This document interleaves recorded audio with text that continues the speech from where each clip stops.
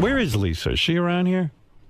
I don't know. I mean, she's on her way. Just called. Oh, good. Okay, yeah, go ahead. I was just gonna say, I'm a long-time fan of the show before I started working here, and I just know as a fan, I would have paid anything to get close to the show in any way. Right. You know, and I always thought it was awesome that you didn't rip off the fans that way. Right. I would have paid hundreds of dollars to eat with, you know, Gary or something, you know? Right. And it's just like, because I know as a fan, you just want to get close. And I really think Lisa's taking advantage of the people that just want to touch the show, to get close to the show in some way. And I don't think it's right to take advantage. Yeah, Lisa, I'm trying to figure out why I'm turned off to your sweet and greed. I'm really struggling to give you exact words why, but it just doesn't seem like there's enough value there. It seems like you're taking advantage of my show and charging people $100 to meet you because you're on the show. My talent is baking. But you're not giving a baking class. No, but I'm baking mostly everything that's there, and they'll get a chance to meet me. The guys do. But when every time you say they get a chance to meet me, I don't know why that bothers me. I don't do stand-up comedy. What am I supposed to do? I can't go and they're doing the same thing. Maybe do nothing. I have been doing nothing. Maybe not charge people $100 to meet you. Like maybe let them meet you for free. Then why don't the comedy shows? How come they're not for free? Because they're doing stand-up comedy. They're doing a show. Scott Salem's a show? No, you know it's not Scott. JD's a show? No, it's the 𝗦𝗫𝗄𝗿 and the two other comics. Okay, so Those why guys is are Scott there. and JD making money? Or Ronnie? Well, maybe Because you should there's a have show. joined that group. Hold on. Yeah, maybe you should go on the road with them. Why? Yeah, that would be fun.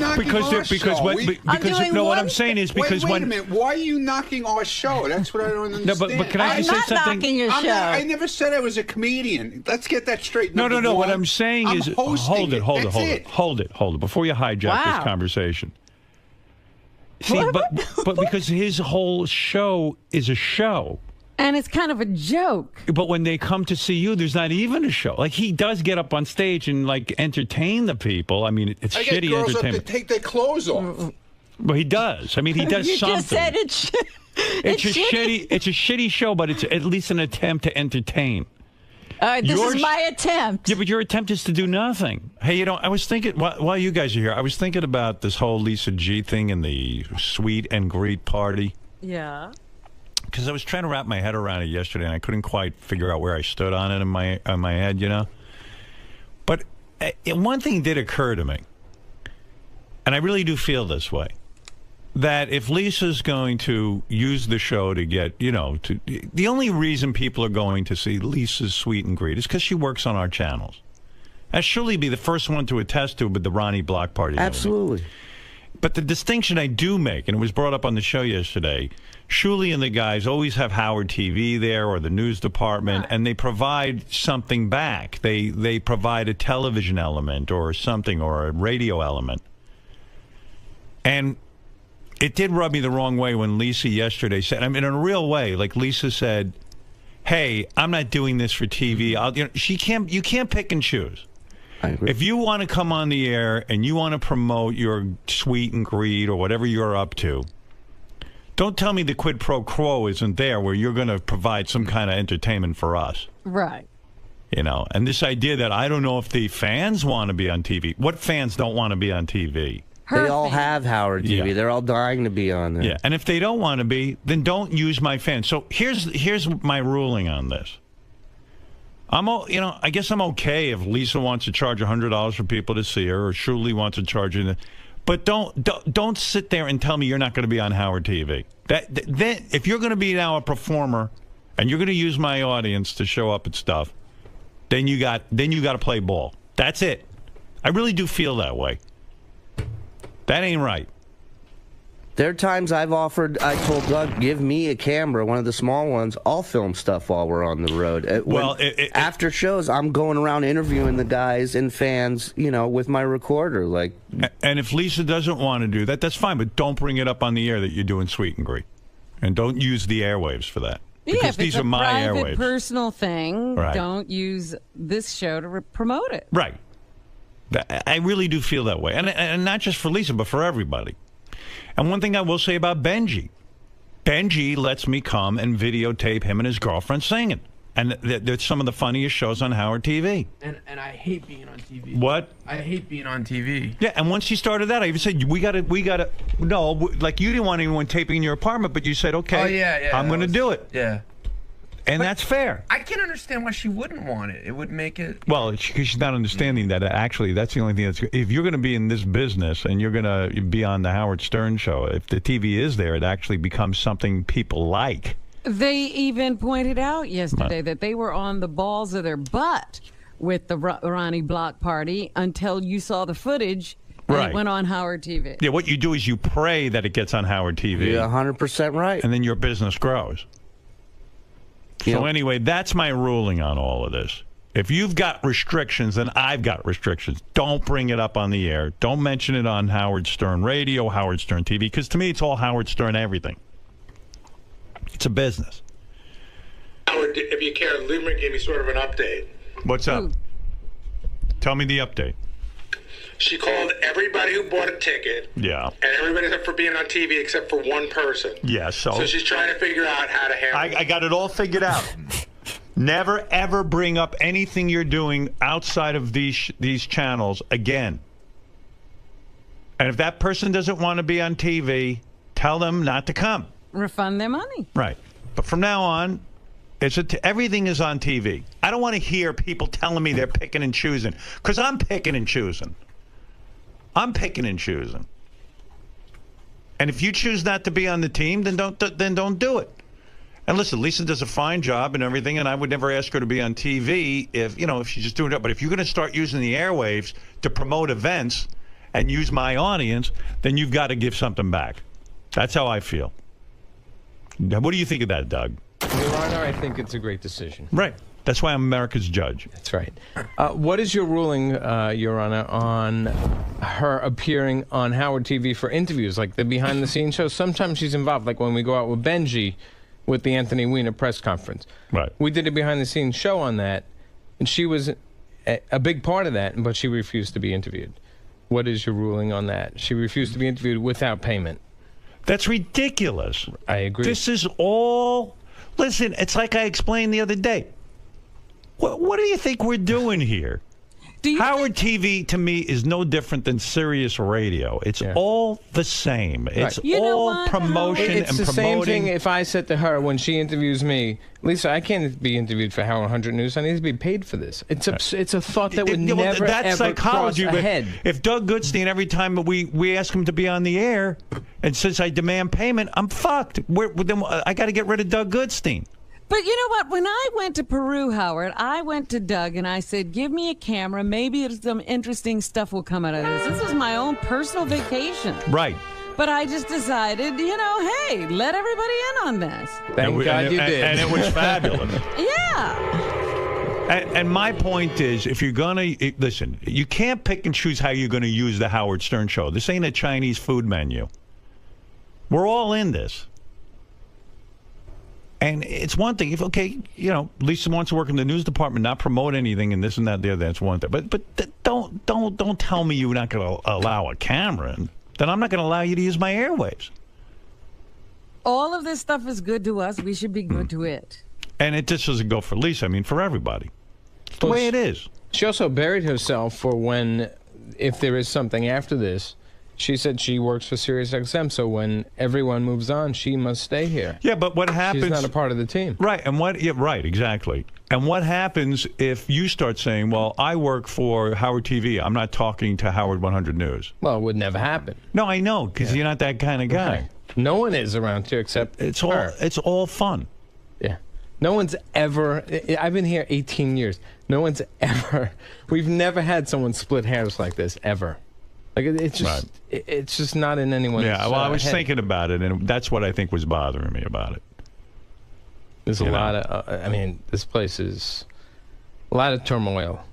Really? Oh, yeah? Oh, yeah. I mean, everyone. The wrap-up show was like... It was 15 guys in there just ready to unload on her yesterday. Well, listen. And no one wants to be mean and make her cry, but it seems... I think the thing that's frustrating... The most is that she doesn't seem to get it. And it's just like tunnel vision. It's like she sees it her way and we're all idiots. Well, I see it my way. Well, you're right. It's your Well, show. It's you're the how boss. she feels about this ruling. But I mean, if anybody else, well, it's a clear ruling, Robin. I'm saying, look, anybody who wants to use these airwaves, the Howard Stern Show airwaves, you can't pick and choose how you want to use them. Yeah. If you want to start a side business off of me, because this is my audience, this is the way I look at it. You want to start a side business off of me? You want to sell something? All right, I'm open to it.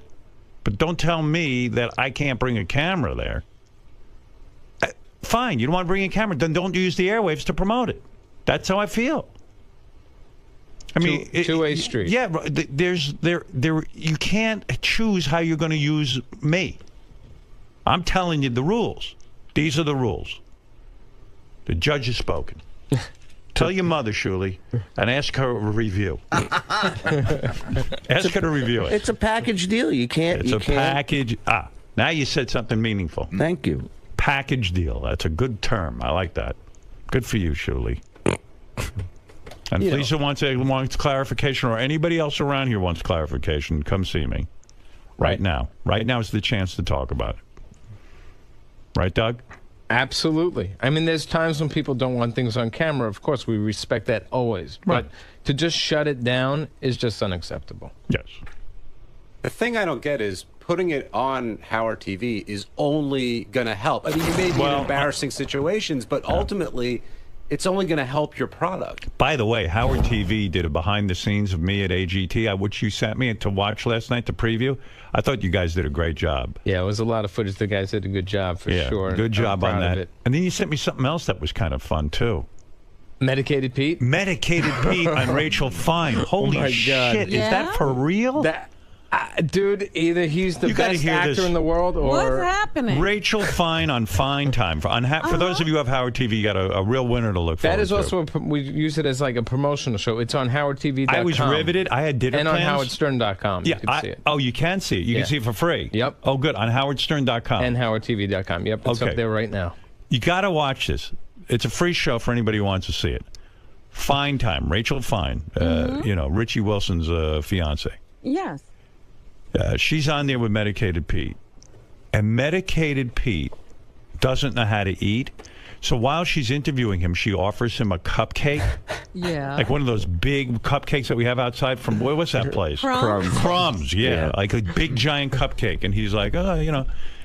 He starts eating. And somebody wrote a comment underneath that he says, Medicated Pete eats like an iguana. the cupcake is rubbing all over his nose and his lips start turning purple, and it's like, he can't swallow or something, and he starts to eat it, and it's like it's like, you know, when brindlefly starts to eat, and you know, and he has to go, oh, excuse me. Excuse me.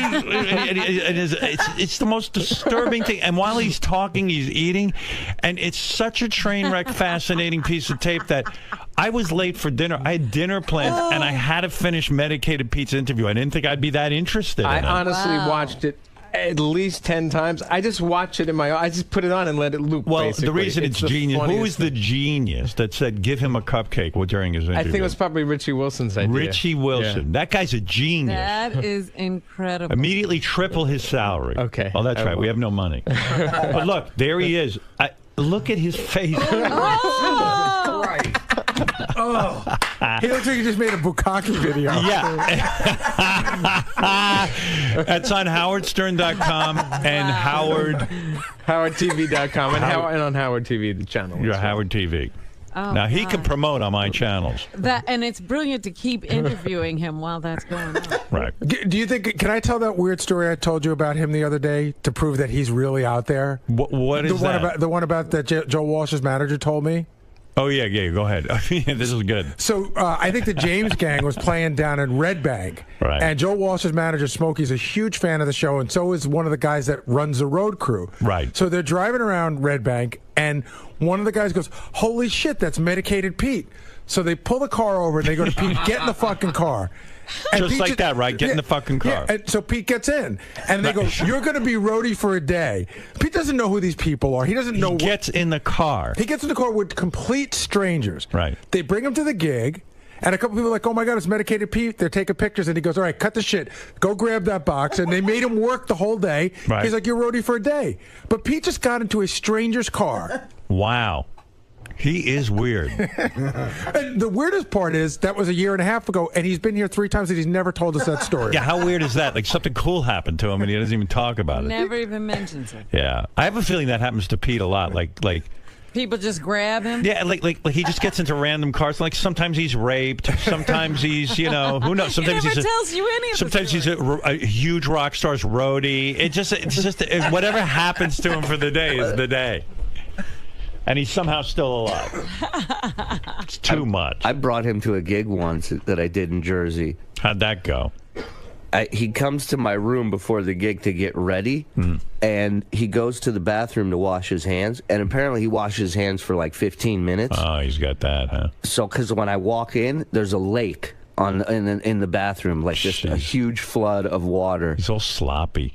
And he's up on stage, singing Purple Rain with wet spots all over his shirt and pants. But you know what's weird about him? Like, he's probably been to the White House.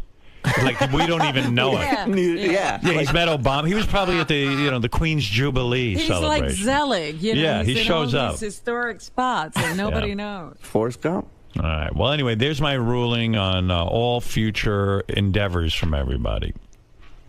Okay? I hope we all know. I know. All right.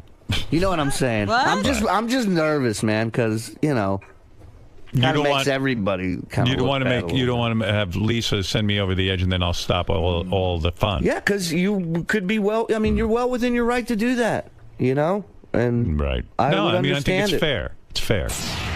Doug, do you feel relieved that, because you've been holding this back, you've actually been protecting... I never brought this up. Right. I saved her face on this. I was being professional and respectful. I don't know who brought it up. I don't really care. But someone else brought it out yesterday, and obviously it came up, but it wasn't me. I kept professional on this. I did not rat her out. I was going to save it and just not bring it up on air. But, it came up, and... I feel like, the judge has spoken. The boss has spoken. It's crystal clear. There's, 50 people up here? 49 get it. So. And you knew Howard would share this same thought process. Like, who has done this? Who would, that's like me asking John right now for holding a microphone. Like I said in there, John, pay me. Get this microphone away from me. I want to be paid. I work for Howard TV. This isn't I'm splitting hairs, John. This is Howard TV. I don't work for Sirius XM. Pay me for this, John. Could you pay me? Answer the question. Pay me. No, thank you. Why? Because you work for the channel. You work for Howard. We all work for Howard. Package deal. It's a package deal. Yeah, it's a package deal, of course. So will you cover Lisa's Sweeten Me? Now that's a good question, and I'm going to be hypocritical, potentially, because part of me doesn't want to cover it because I don't want to help her out now. She split hairs and made her feelings known, and it's insulting. And the other part is like, no, I wouldn't do that to the show. I'm going to, if she God, I can't believe I'm saying this. If she allows us, really, don't exploit and try to sell tickets through the show. No, yeah, we would cover it, sure. And I would be happy to cover further ones, and hopefully, because I'm a good guy, I'd like to help her out. So if this could help her blow up her business, sure. Do I think it should would I be happier if it all went away? Yeah, probably, that's the truth. But yeah, I'd cover it, and I'd cover subsequent ones as well. It seems though there should be no gray area. Howard ordered Lisa to give access to Howard TV. Yeah, this shouldn't be, but we're dealing with Lisa, and Lisa seems to go by her own rules in her own world. So there might be another conversation Howard has to make it even clearer than he just did. That would be my guess. Lisa? Yes? Howard declared you must do interviews with Howard TV and allow Howard TV... No, that's not what he said. He said, if I'm using the air to promote an event, then Howard TV needs to be there, and I agree with him. But Howard did say we're all one team, and he wants you to participate in all Howard TV productions. That's not what he said. But I'm there 100% in the hallways every morning. You're parsing words. You're not. That is what he said. That is not what he said. That's not what I heard. Go back there and ask Gary what he said and Doug what he said. That's what he said. He said that he expects me to... Yes, he says he expects you to do interviews with TV for behind the scenes, and he expects you to do everything just like what he expects everybody to do. Well, then that's what I'll do. If I have time. This comes first. Okay. But you're parsing words, that's all I am not. That's what I heard. Then maybe I missed something, but that's what I thought I heard. I called you last night, Robin. I know, but it was right before AGT, so I figured you'd go into that. I wanted to watch it, so I figured we'd talk today. Yeah. Can't interrupt AGT. Well, it was 20 minutes before AGT. I figured we had some time, but you're right. You need to prepare for AGT. By the time I saw the message, I think it was like 10 minutes before. By the way, how good was AGT last night? It was really good. Yeah, those hour shows fly by. They really do. Yeah, you don't realize when you're sitting inside how much is going on outside of the venue, how much is going on in the wings. I mean, again, I get hung up on I try to remember everything I said because we taped for 4 days straight, like 2 shows a day. In Austin, yeah. Yeah, but I was really pleased with the show last night. I thought it was a real good one. And but speaking of things AGT, how about the guy from the night before who is a war hero and stuttered? Did you read that he is a complete fraud? No. Yeah, like it was a total scam. What's even funnier, in some of the papers it goes, Howard Stern was scammed. Like, not even America's Got Talent. Yeah, like you did all the vetting. Yeah, like I run You're not the show. just sitting there. Yeah, no. Well, first of all, there can't be anything more despicable. You know, there's so much on my mind because I am dying to tell people what happens in Vegas. Not just about this guy, but about a lot of the talent. Uh-huh. All I can say this season on America's Got Talent, if you're following along at home, expect the unexpected on every level. Well, tonight or was it next week they were promoting that something's going to happen that's really shocking. Well, I think what they're going to show, based on what I saw the same thing, and I don't know, they don't tell me anything. But a lot of times, Howie, Sharon, and I really violently disagree. And because they edit and they only have an hour, they don't always show all the disagreements. So I think it seems like you three are on the same page with most things. Yeah. In fact, Ronnie was saying how much he enjoyed the show last night because they did show some of the disagreeing, a little bit of it. And there's one play. I get so mad I eat half of Howie's face off. It's crazy, like full-on cannibalism. But yeah, they sort of indicated that there's a real Howie wants someone to go through, and you're not right. I know. I think happy about that. Yeah, I think I know who it is too, and I was fucking livid. But so I don't know how much they're going to show of it. It's funny, like the things they choose to show too. Like I was doing math at the table, when I do math. Right, yeah. And I was surprised they showed that. I was glad they showed that, but because everyone wanted to know how much time we had left, so I did the math for them. Or how much time per contestant you were. Yeah, right. Yeah. I said, let me handle the math.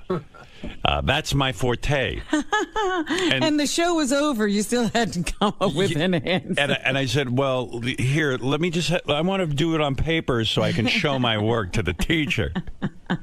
Didn't you love that in school when you had to show your work? Absolutely. I was like, I'm in big trouble. I can't just look at somebody's answer on another paper. That was to keep you from cheating. Yeah, it worked. I was really fucked up with that. I don't have any work. My work? I don't know how I got. I took a lucky guess. Does that count? I'm a genius. Yeah, so I don't know. It's like really weird because there were so many arguments when we taped. And sometimes they go to them and sometimes they don't. But maybe next week they're going to show one of them. Yeah, I like that little Snapple room thing, too, where you guys are sitting back there talking about some of the contestants that really impressed you. Yeah, but you know what's crazy? What was going on? What? When we were taping, we would be in the Snapple room for over an hour, at least twice a show. Really? Yeah, and like all it is 3 seconds of the show. It's quick. And I sit there and I go, you're kidding me. Trouble is, you can't figure out which 3 seconds they're going to use. Yeah. Yeah, because they cut it up still, and you're jumping around from contestant to contestant. Yeah. I saw one of the contestants last night. I think it was the only person I disagreed with you on the whole time. Yeah. And they didn't even show you voting no. Yeah, did you notice that? Yeah. That was the other thing I was going to say. The girl that sang Blue. Yeah. See, all I can tell you is, by the time we get to Vegas, I'm right about 100% of the time. But in order to show you saying no, that was going to be 3 minutes. Right. You know what I mean? It was going to take a long time. That was a big disagreement because on that girl, I didn't think she had the goods. But the only reason I want them to show, because when we get to Vegas, a lot of times I'm proven right. And when she started singing, I said, she's got a nice voice and everything, but she sounds like a million other people. Right. And by the way, the thing that Howie and I disagreed on, everyone on Twitter agreed with me. That girl is a tremendous singer. The one you picked and said she was unique, she was amazing. Amazing. You talking about the girl and the guy? Yeah. She was great. And like everybody wrote me on Twitter, how could Howie have said that girl wasn't up to par? I mean, Howie has a 10 ear, I think. Well, I'm there to listen. Sharon 99% of the time sides with me because she knows I'm right. And so, I keep Howie in check. If he goes astray. Completely off on the girl singers. He liked the girl who was sort of mediocre and not the girl who was completely unique. Yeah. Howie's great. Everyone writes me about the chemistry between us. Even with Nick. I like Nick a lot. In fact, I had when I went to see the auditions, I was like, well, what is it that Nick does? He comes out and he says hello to the audience. Yeah, but it's all backstage. But watching him on TV, he's very funny, and he really is willing to put himself out there. He puts himself out there, and also he's real with the people. He doesn't. Oh my God! When that girl came out to do that dance, the pole dance, right, and he wound up on the pole with her. Yeah, I was like, somebody's going to die. Because that was too much weight for that pole. Those temporary poles are pretty good. But listen how screwed up this is. And again, I wish I could tell you what happens in Vegas, but I'm not gonna because I don't want to ruin the show for people and I want them to watch. But here it is. Talented liar, TV phenom's war injury tale. Now, the reason I think this is so screwed up, it messes it up for every real veteran who comes back from the war, regardless of injuries. Right. Because now no one believes you. Now all of a sudden, the one thing that was, remember in The Wire when the criminals talk about you never kill somebody on a Sunday morning church? Yeah. It's like that. It's like you could be the most fucked up liar on the planet, but you never lie about your military service. Gotta have some rules. Well, you remember that guy running, what was he running for? Senator in Connecticut? I think Senate. He lied about Vietnam. He won. But this lie is so wrong on so many levels. TV phenom's war injury tale. He's got talent. This is the guy from America's Got Talent. I'm assuming most of our fans are watching the show, so they know what I'm talking about. He's got talent and a lot of explaining to do. Sergeant Timothy Michael Poe, who, by the way, everyone was in tears over. I had know, friends, the whole audience was crying. I had friends write me on email talking about they were home crying. Sergeant Timothy Michael Poe, a country western singing National Guard veteran. Remember when the National Guard didn't have to go to war? Like now you do. Right. You used to go into the National Guard to stay out. Yeah, forget it. You can't hide now. Michael Poe, a country western singing National Guard veteran who knocked the socks off judges on America's Got Talent Monday night, is a stutterer who claims to have suffered a brain injury during a 2009 tour of duty. If you remember, he said he stuttered after he got blown up. Right, yeah. Military officials said yesterday he had never been wounded. Poe, whose silky smooth rendition of Garth Brooks, If Tomorrow Never Comes, left dozens in the studio audience crying.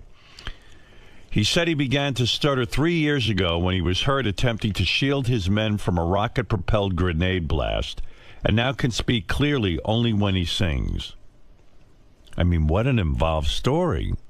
And by the way, that means like some guy in the military was watching this and said, let me check this guy's record. He probably knew him, said that dude wasn't ever any action. But if this is true, then what was this guy thinking, that he wasn't going to be discovered? Yeah, like the military doesn't watch TV? I mean, everyone is going to think he is a fucking scumbag for lying about military service and getting blown up. I don't think he really thought through what would happen if he got on TV. But the Minnesota National, but his wife was there with him too. And hey, they have had scam artist teams before. Yeah, but no, the wife says, I don't know anything about this. Listen to this. But the Minnesota National Guard said yesterday that Poe was never injured in the line of duty, nor did he serve in the military for 14 years, as he claimed on national TV. He must be like one of those women who like gets themselves ill so people will feel bad for him. Munchausen's disease. He's got the male version of Munchausen's disease. Sergeant Timothy Michael Poe served in the Minnesota Army National Guard from December 3rd, 2002 until May 26, 2011. Let me do the math there. Real quick math. I think that's 9 years, not 14. Right. And performed as a... sorry, I didn't write it down. I don't see any work. I didn't do any work. And performed as a supply specialist, said Lieutenant Colonel Kevin Olson, a spokesman for the Minnesota Guard. Quote, his military records indicate that he served with the Minnesota National Guard in Kosovo from October 10, 2007 until July 15, 2008, and was deployed to Afghanistan from July 28, 2009 to August 30th, 2009. So he did serve, and he was in Afghanistan. Kosovo. No, it says also, he says was deployed to Afghanistan. Oh, okay. From July 28th, 2009 to August 30th, 2009. I think that's almost like a year, but I'm not sure. I'd have to really put pencil to paper. I'm not keeping No, wait, up. let's see. July 28th, 2000, July. Yeah. July, September. No, what comes after July, Robin? August? August. All right. I skipped that. August. That's 1 month. Right. He was there a month. Holy smokes. Not Boy, that you can't get hurt in a month. Once you do the math, and, you know, it's complicated math, I'll admit. That's a month. I thought it was 2008 to 2009. It's 2009 to 2009. That's a month. Don't get tricked. That's a trick question, you know. That's right. And he's not telling you what part of the month. It could have been a few weeks. He might have been there a day. Sergeant Poe's official military records do not indicate that he was injured by a grenade in combat while serving in Afghanistan in 2009, as a report said the spokesman. Poe's ex-wife, Kelly Ballard, said she had never heard her former spouse stutter like he did on the show. So it was a fake stutter. Right. Wow. There was no... Well, you noticed that when he was talking to Nick said, you got through that whole sentence without a stutter? Yeah, he forgot. Like he forgot. Yeah. Holy mackerel. There was no combat injuries, said Ballard from her Texas home. I think he's developed a feel sorry for me. I feel sorry for me stutter. Oh. Boy, this really sickens me. I know. And not because it happened on America's Got Talent. I mean...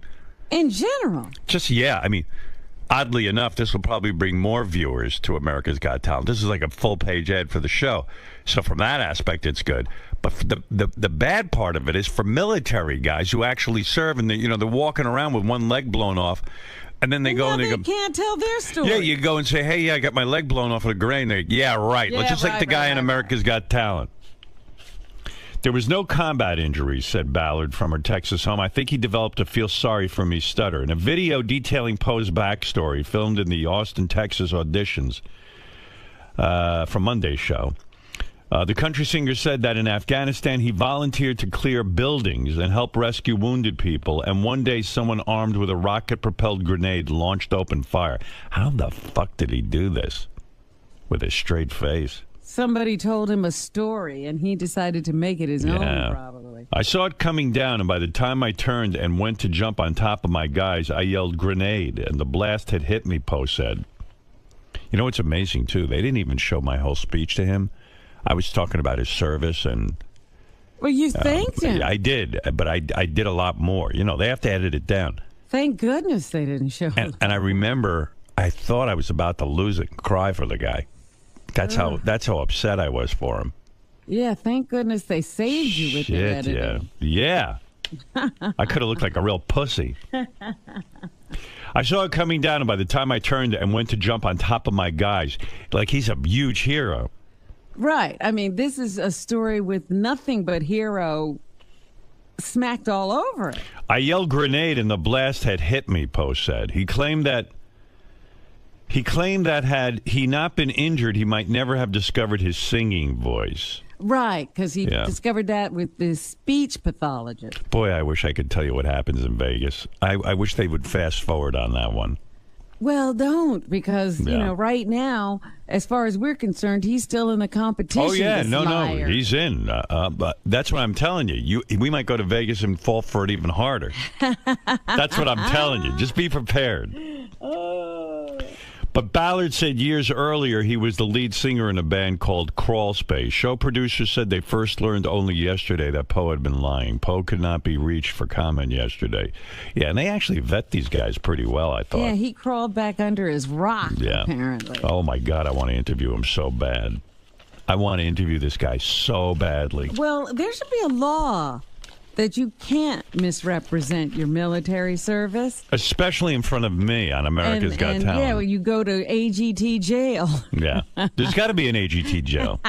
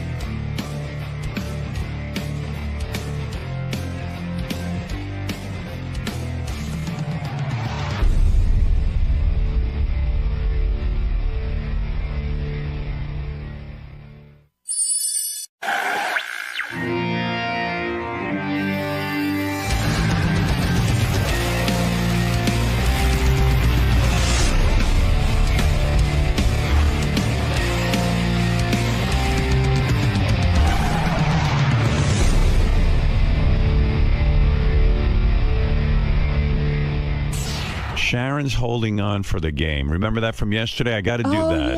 Yes. This woman who we talked to yesterday. All right, let me get to her. She's Sam Simon's on the phone. Hey, Sam, I haven't spoken to you in a while. What's happening? Howard, how you doing? Sam Simon, one of the creators of The Simpsons, who doesn't get as much credit as the other guys because he sold his portion of it, and they try to shove nothing.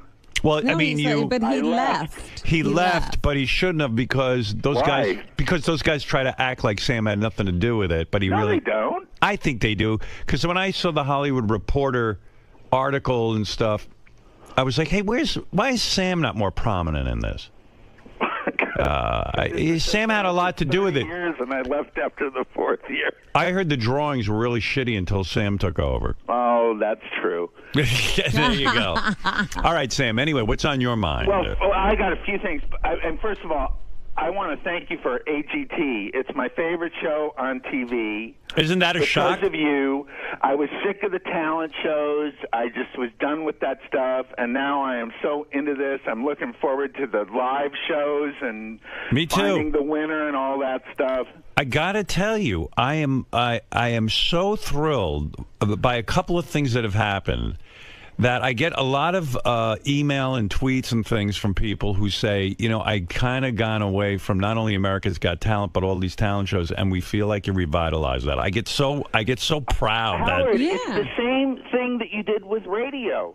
It was boring, it was over, and you have brought some unpredictability to it. Yeah, I'm very excited about that, and I'm also excited that people are telling me that 99% of them are watching the show with their kids, and they're like, they can't believe that their kids are Howard Stern fans. And so it's all sort of exciting and well, new. I don't think a lot of people know who you really are. You know, like this reputation. Right. I see Howard on the show, and I think it's great. Right. It's fun. Although, I mean, I like when you rewatch the show, right? Yes. When you saw this mentalist, right, psychic, what right. was he? No. The mind reader. The mind reader. The mind reader. Like, could you tell how he did that? Well, I actually know because I've employed a few mentalists. Oh, okay. But I tell you the truth, I thought that guy was terrific. Yeah, we know there's no real such thing as a mind reader. Right. We know it's a trick. Yes, yeah, of course. but he did a wonderful job because what I loved about him is, I don't know how you felt about him, Sam, but I thought he was very unassuming, I've had guys do that kind of thing, and the way I judge is I say, this guy's got something interesting. He's got a good presentation. Let me see what else he's got. Does he have a show in him, or is he just a one-trick pony? And that's my criteria. Well, no, I mean, I liked him, and I thought he did a good job. I thought the stuff he was saying was really good, but I don't know anything about magic, but I think yeah, but you think but I think I know. Yeah, like people tweeted me. They go, "Oh, he must have had an earpiece in." No, there was no earpiece. Someone else goes, "He must be able to see underneath the tape, like from. He must be able to go look down." I think that's part of it. Yeah, this is all of the stuff. But for those of you who thought that he had a partner in the audience and a remote control thing. The producers told me afterwards, I said, the guy did a great job. They said to me, for sure, he doesn't have a shill in the audience because he had to perform it for us in a room without anyone in it. I mean, I guess but so he I don't think that's what he did. He provided his own mask, basically. But I don't want to. I mean, I actually know something about this. Okay, but. I thought he did a terrific job, and most people who are not, privy to how these things are done, were tweeting me. They go, "Is that guy for real? Is he really able to read minds?" And so, people are fascinated by this thing. It's one of the oldest tricks, but it's still very fascinating to people. Okay, well, listen, I love AGT, but there's a show I really don't like. What's that?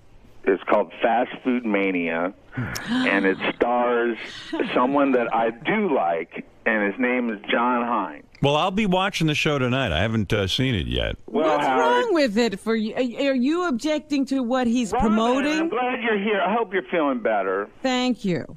But you're objecting to. Side with this. I heard you say you liked it. I liked it as a show. Do I like the fact that he's telling people to eat that sort of food? Oh, of course not. God, Robin, he's not just. It is a celebration of gluttony and animal abuse and global warming that is beyond belief. Well, I got to defend John for a second. I have not seen the show yet, but listen, Sam, let's be realistic. A lot of people love fast food, and John loves fast food. What? Well, I'm saying if you're a fan of fast food, sitting and watching John gloriously kiss the ground where Colonel Sanders once walked is the funniest thing in the world to me. He could not kiss the ground where Colonel Sanders. Osama bin Laden was born. Well, wait, on television. You're comparing Colonel Sanders who kills chickens to Osama bin Laden? Oh, I will compare that. I'll tell you why. Because obesity kills 100 million people, and Osama bin Laden killed 3. But you're thinking too much. Yeah, but this is a killing by choice. Sam. People choose this. Sam, what, the chickens choose to be killed? I said the people choose it. Sam, you're thinking too much. No. John, do you want to defend your show? Listen, wait a minute. Kentucky Fried Chicken is the most notorious slaughterer of animals in the world. His Holiness the Dalai Lama has called for a boycott of Kentucky Fried Chicken because they use the cruelest, most outdated methods in the world to kill 1 billion chickens a year. Sam, you're talking to a guy who doesn't. I don't eat any birds anymore. Okay. Okay. I still eat And fish. I don't eat meat at all. Yeah, right. So we understand the politics of this. But what about the planet? All right, let's talk to John Hein. John, how do you defend yourself? Sam Simon is watching your show. Will you be going into the methods that this meat is derived? Yeah, John, why are you not visiting Kentucky? Wait a second, John. Why are you not? Creatures that can suffer, John. John, why are you not visiting? Howard, in the main title of the show, listen. Say somebody feels that. Well, I want to eat a hamburger. In the main title of the show, John Hein is eating a hamburger that is 18 inches tall, and he looks like he's in heaven. It's got about 25 patties in it, and grease and cheese spilling out from everyone. It's the most disgusting thing you've ever seen in your life. And he's in bliss. And he looks like he's in heaven. Well, let me say something, because this needs to be said. Why are you taking his side? Well, hold on a second. Because you're out of your fucking mind, Sam. That's why. John, will you personally visit the slaughterhouse where Kentucky Fried Chicken kills their chickens? They won't let him in. Howard, we did, but that got lost in the edit. I see. Oh, So, really? Yeah, Oh, no, of course we're not going to do that. That's not what the show is about. The show is about your joy of fast food. Of course, I understand what Sam's saying. Right. But to blame... Hold on, Sam. I listened to you. Okay, you're right. But to blame obesity on the fact that these places, no one's forcing you to go there. No one's telling you to eat the food. That's your choice, whether you want to or not. You could make the point that Homer Simpson glorifies donuts and gluttony. Oh, I was getting to Homer. Oh, you were? Yeah, which is Sam's He's a vegetarian. Creation. He's a vegetarian. Homer Simpson's a vegetarian? Lisa, the daughter. Oh, Lisa. Oh, Lisa's okay. a vegetarian. Sam, I understand your point, and the show clearly isn't for you, but we're not telling... I politically agree with Sam about a lot of the slaughtering methods and obesity. John, you go people make a choice, but they're not making an informed choice.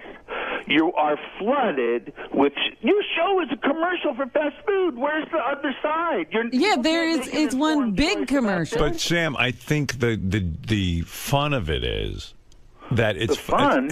Yes, the fun. Now, come on. Put out of your mind how bad it is. No, the fun is to watch a guy kill himself. Right. And when it. John pulls out that gun that shoots the sour cream, and he's talking about what a great invention it is. Yeah, I mean that's great. He's never been in a Taco Bell in his life. You don't see the humor in that? Well, wait. This is what I would like. Howard, you like Paul McCartney, right? Love him. So does John Hein. John? Absolutely. Yeah. Okay.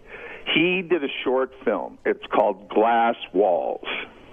Right. It's about. It's on YouTube.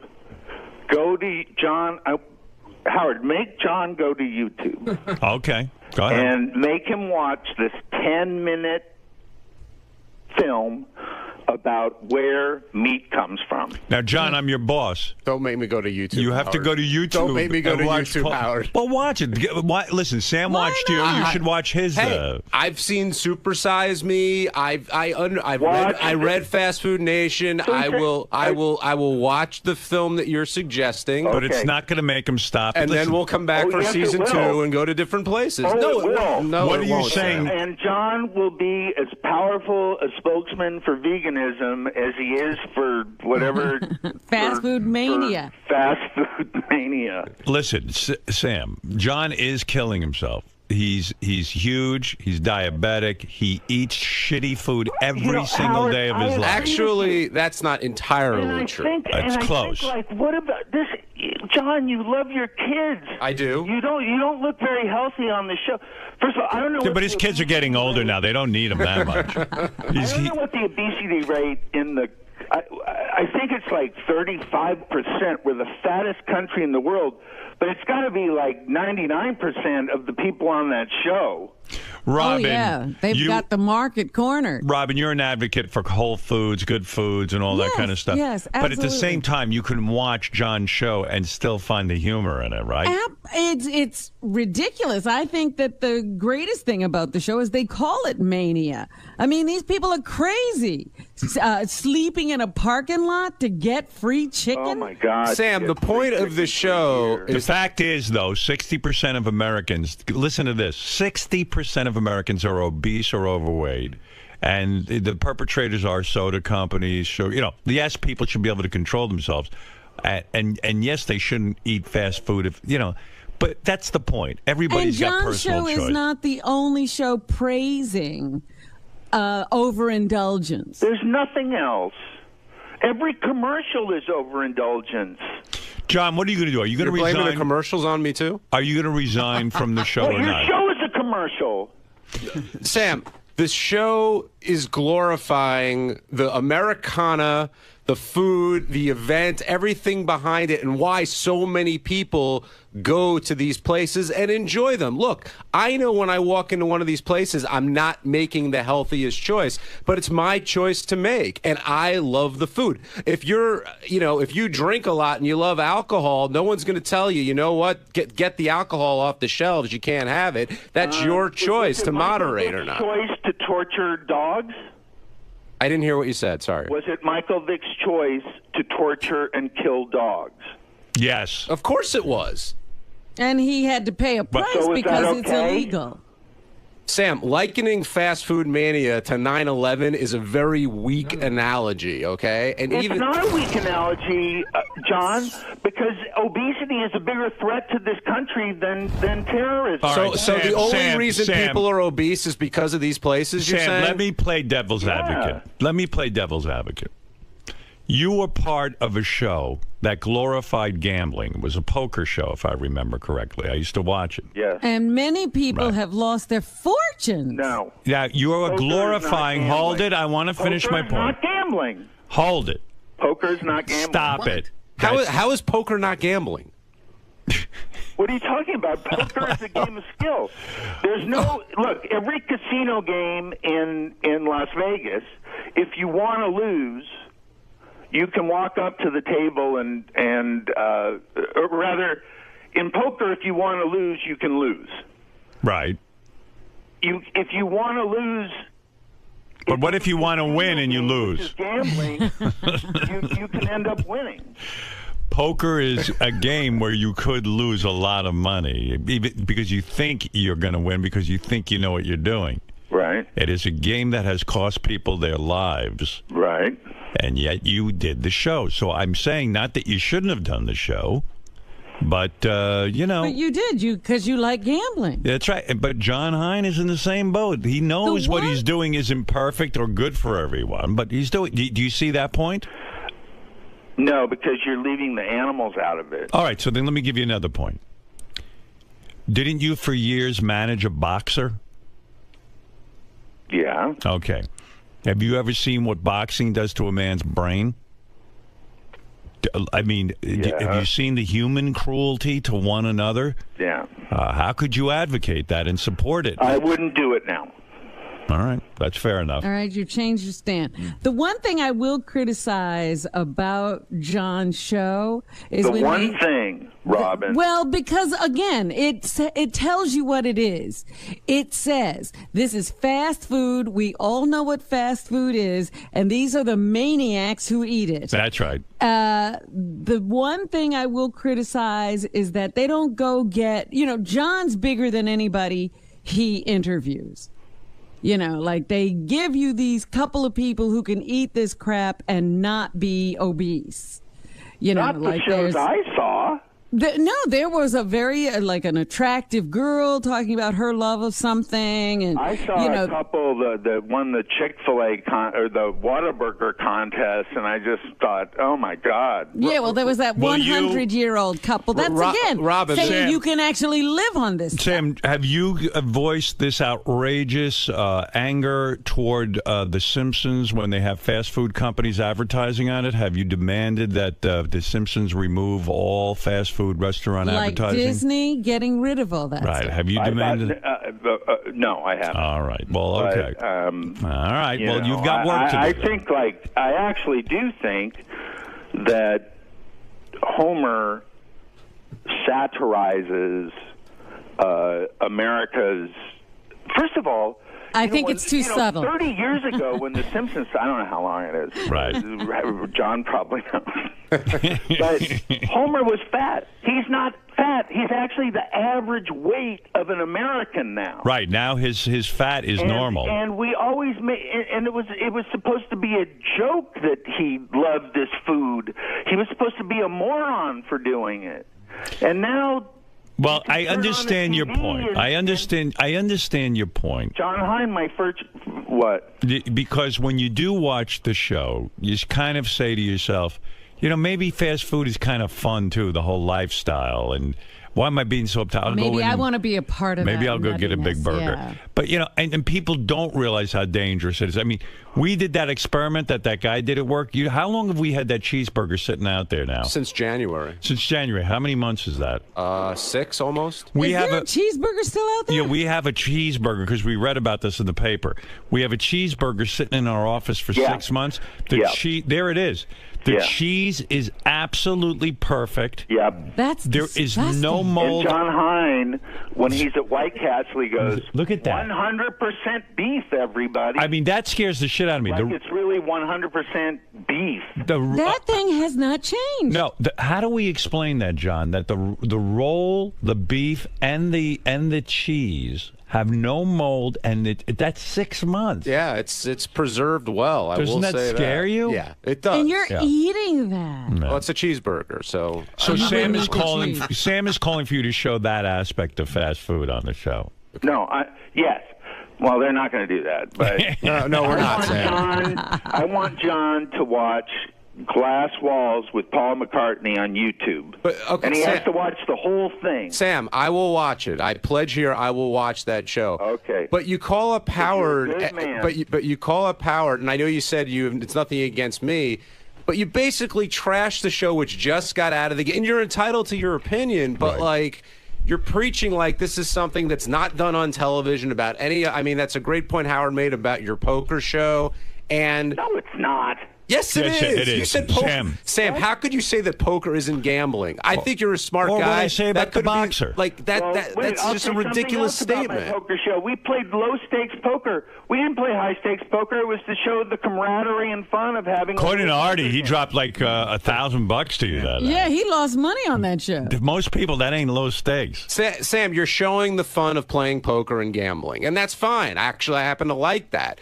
I'm showing the fun of going to these places, of enjoying the food if you like that food, and seeing other people who are crazy like me. What about the animals, John? We're not talking about the animals, Sam. It's not the point of the show. On the poker show, do you show how the cards are made? Do you show where the chips come from? Do you show the people living in shacks who lost their entire fortune? No, cards can't suffer. Chips don't suffer. Somebody made people them. Suffer. What about the people who kill themselves because they've lost all their money playing cards? You're going to pretend like that doesn't happen? Kentucky Fried Chicken killed 1 billion chickens last year. Do you think 1 billion people killed themselves because they lost money at poker? Sam, I think people can walk up to a Kentucky Fried Chicken and say, you know what, I love this food, I'm going to go there. Or they can go down the street to a restaurant and eat Thai food. It's up to them. The choice is theirs. And you're going to praise the people making Thai food, but knock the people making Kentucky Fried Chicken. Any product in this country. I got to be honest with you, though. I mean, Sam is bringing something something up that people don't like to think about, how their food is murdered. Gets you to know. their plate. That's all food. Not all food, but not all most food, but animal. Food, John. Yeah. No, food that comes that were animals that were killed for that. I get that. I understand that. Okay, I'm a smart guy. But you're okay with that? Yeah. I mean, I'm not a fan of the cruelty that might happen. Like, Well, I where guess does I it not- no, no. I guess at every fast food place. no. I closed my eyes to that willfully. You're in denial. Of course I am. He doesn't want to think about it. Or I else he don't won't want to eat. think about it. I want to enjoy the bucket of KFC, and that's my choice to make. And a lot of people make that choice. That's. I'm saying All right, to make boys. That choice is horrible. I think. Sam, not everybody in the. No, but you're saying like you. I respect how I respect how you eat and how Robin eats and how Howard eats. That's your choice, and that's fine. But don't tell me how to eat. Okay, the whole world isn't vegans and vegetarians. In fact, most of the world isn't. But John, you're saying that this is me telling you, and I'm saying I don't care about you. I care about the animals. They're suffering because people eat meat. Yes, and they will continue to suffer because people eat meat. That's the way the world is, and you want to change the world. I get it. Not after you watch this video. All right, Sam. Go watch the video and tell us what your reaction is. John Hein, it turns out, is in the most controversial show of the year. It is. It's look at him. amazing. He's done it again. Oh, it was you, Howard. Yeah, me. I'm just a nice judge. Sam, you'll like this week's episode a lot better. It's all about the drive-through, the different drive-throughs throughout the country. Well, Sam, you can get behind that. Of course, I will say again, the meat. Is that bad for the mileage on cars or something? Gases, then all the automobiles in the world combined. We can save the world from incinerating by not eating meat. I'm tweeting at Simon Sam. Simon Sam. All right. Are there more cool tweets about murdering chickens? I'm about to send out some links to the Dalai Lama saying boycott KFC. I'm going to do. Wow, John has inspired protest. And I'll do all right. Yeah, yes, Sam, are you getting laid? That's all that counts. You sound like a guy who's not getting laid. What? Are you getting laid? Yes, sure. All right. Yes, Gary. That's the guys in your office are asking. Sam has nice cars. Do they have leather seats? No. Okay. All right. No. Everybody always looks for these stupid things. No. And not only that, they're solar. Yeah, by the way, all of his cars are solar? I've been in Sam's car, and I got to tell you, there are no seats. All right. Thank you, Sam. Okay. Good to speak with you. Bye.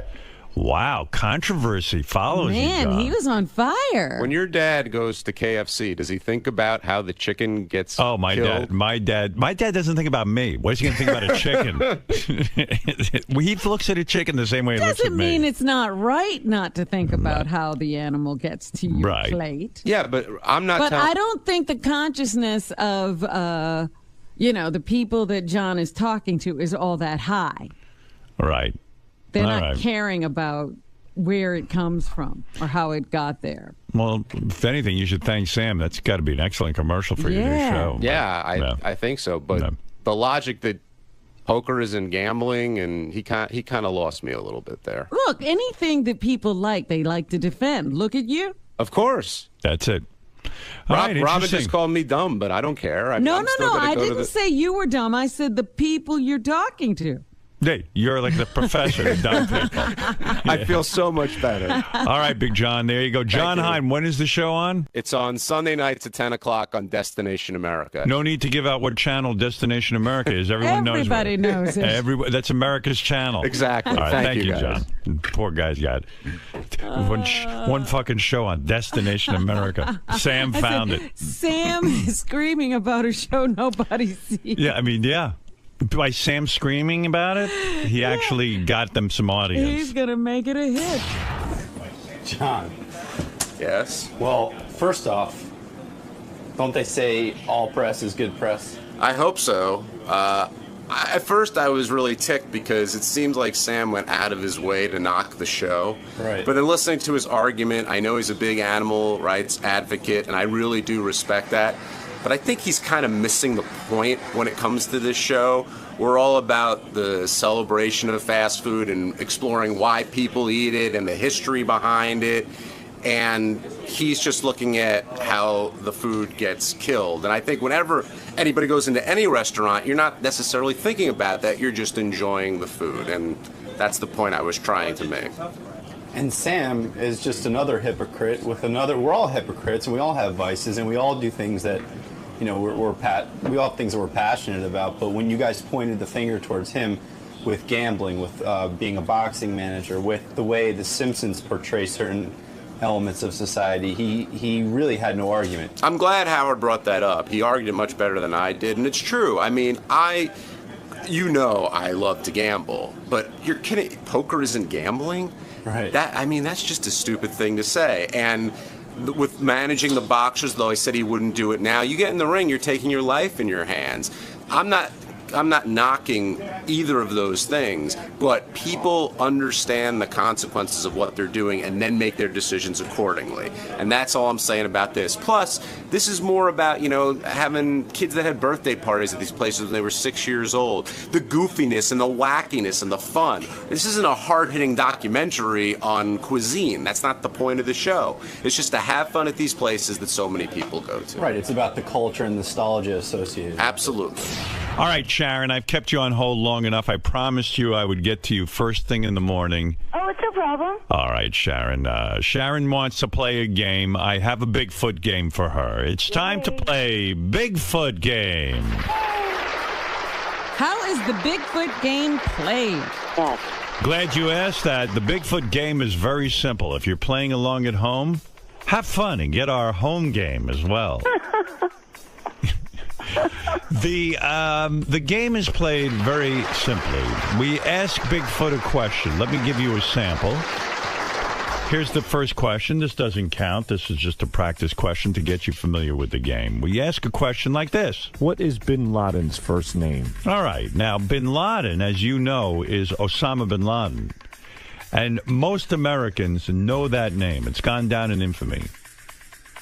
But does Bigfoot know the name? But Bigfoot lives in Vermont. He's isolated. I don't know his intelligence level, but it doesn't seem all that high. Mm-mm. And so, you sit there and you debate it in your head, but you got to come up. It's, listen, you got a 50-50 chance. The big thing about these games is that Bigfoot does know something. Well, we just don't know what it is. That's right. You got to tap into the Bigfoot mentality. Like, for example, I would say he probably does know Osama bin Laden. Really? Yeah, I would think so. No. You would say no. What would you say, Robin? I think he must know Osama bin Laden. Right. So this doesn't count. This is just to see where his head's at. Let's find out. Bob bin Laden. Well, actually, it's right in a way. His name, his real first name is Robert. He changed it. No, you would have been right, Sharon. You would have won. Yeah. Okay. So there we go. All right. So we're going to play the Bigfoot game now. Now, Sharon, in order to get this fabulous gift of the iPad, which I love, and Citrix was kind enough to give it to us. Yes. In order to get it, you've got to get 3 out of 5 right. Oh, my gosh. Okay. Yeah. Okay, so let's start with your first question in the Bigfoot game. All right. Here we go. What is H2O? What is H2O? Now, you must know that, Sharon, right? Yeah, I know what that is. What is H2O? It's water. Water. That is correct. Now, get inside the head of Bigfoot. Absolutely not. You say, no way he knows. Now, Bigfoot had to go to school. They teach that in every school. Yeah, but what class was he in, Howard? Yeah, no way. I think he went to school for head lice. No way. All right, here we go. H2O, you say no. Fred, lock her in on a no if you don't mind. All right. That is my game show assistant, Fred. Thank you, Fred. Yeah. Most people have a beautiful woman.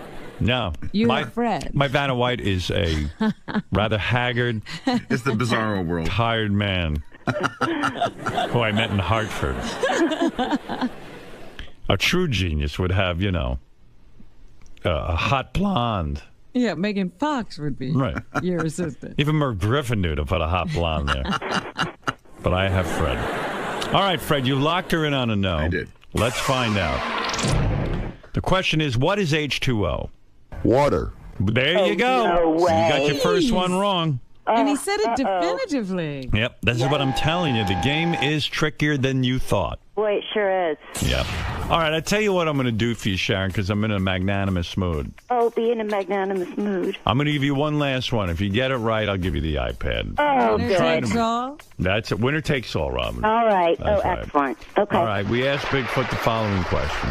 Okay. How many wheels are on a unicycle? Oh, boy. Oh, my God. Good luck.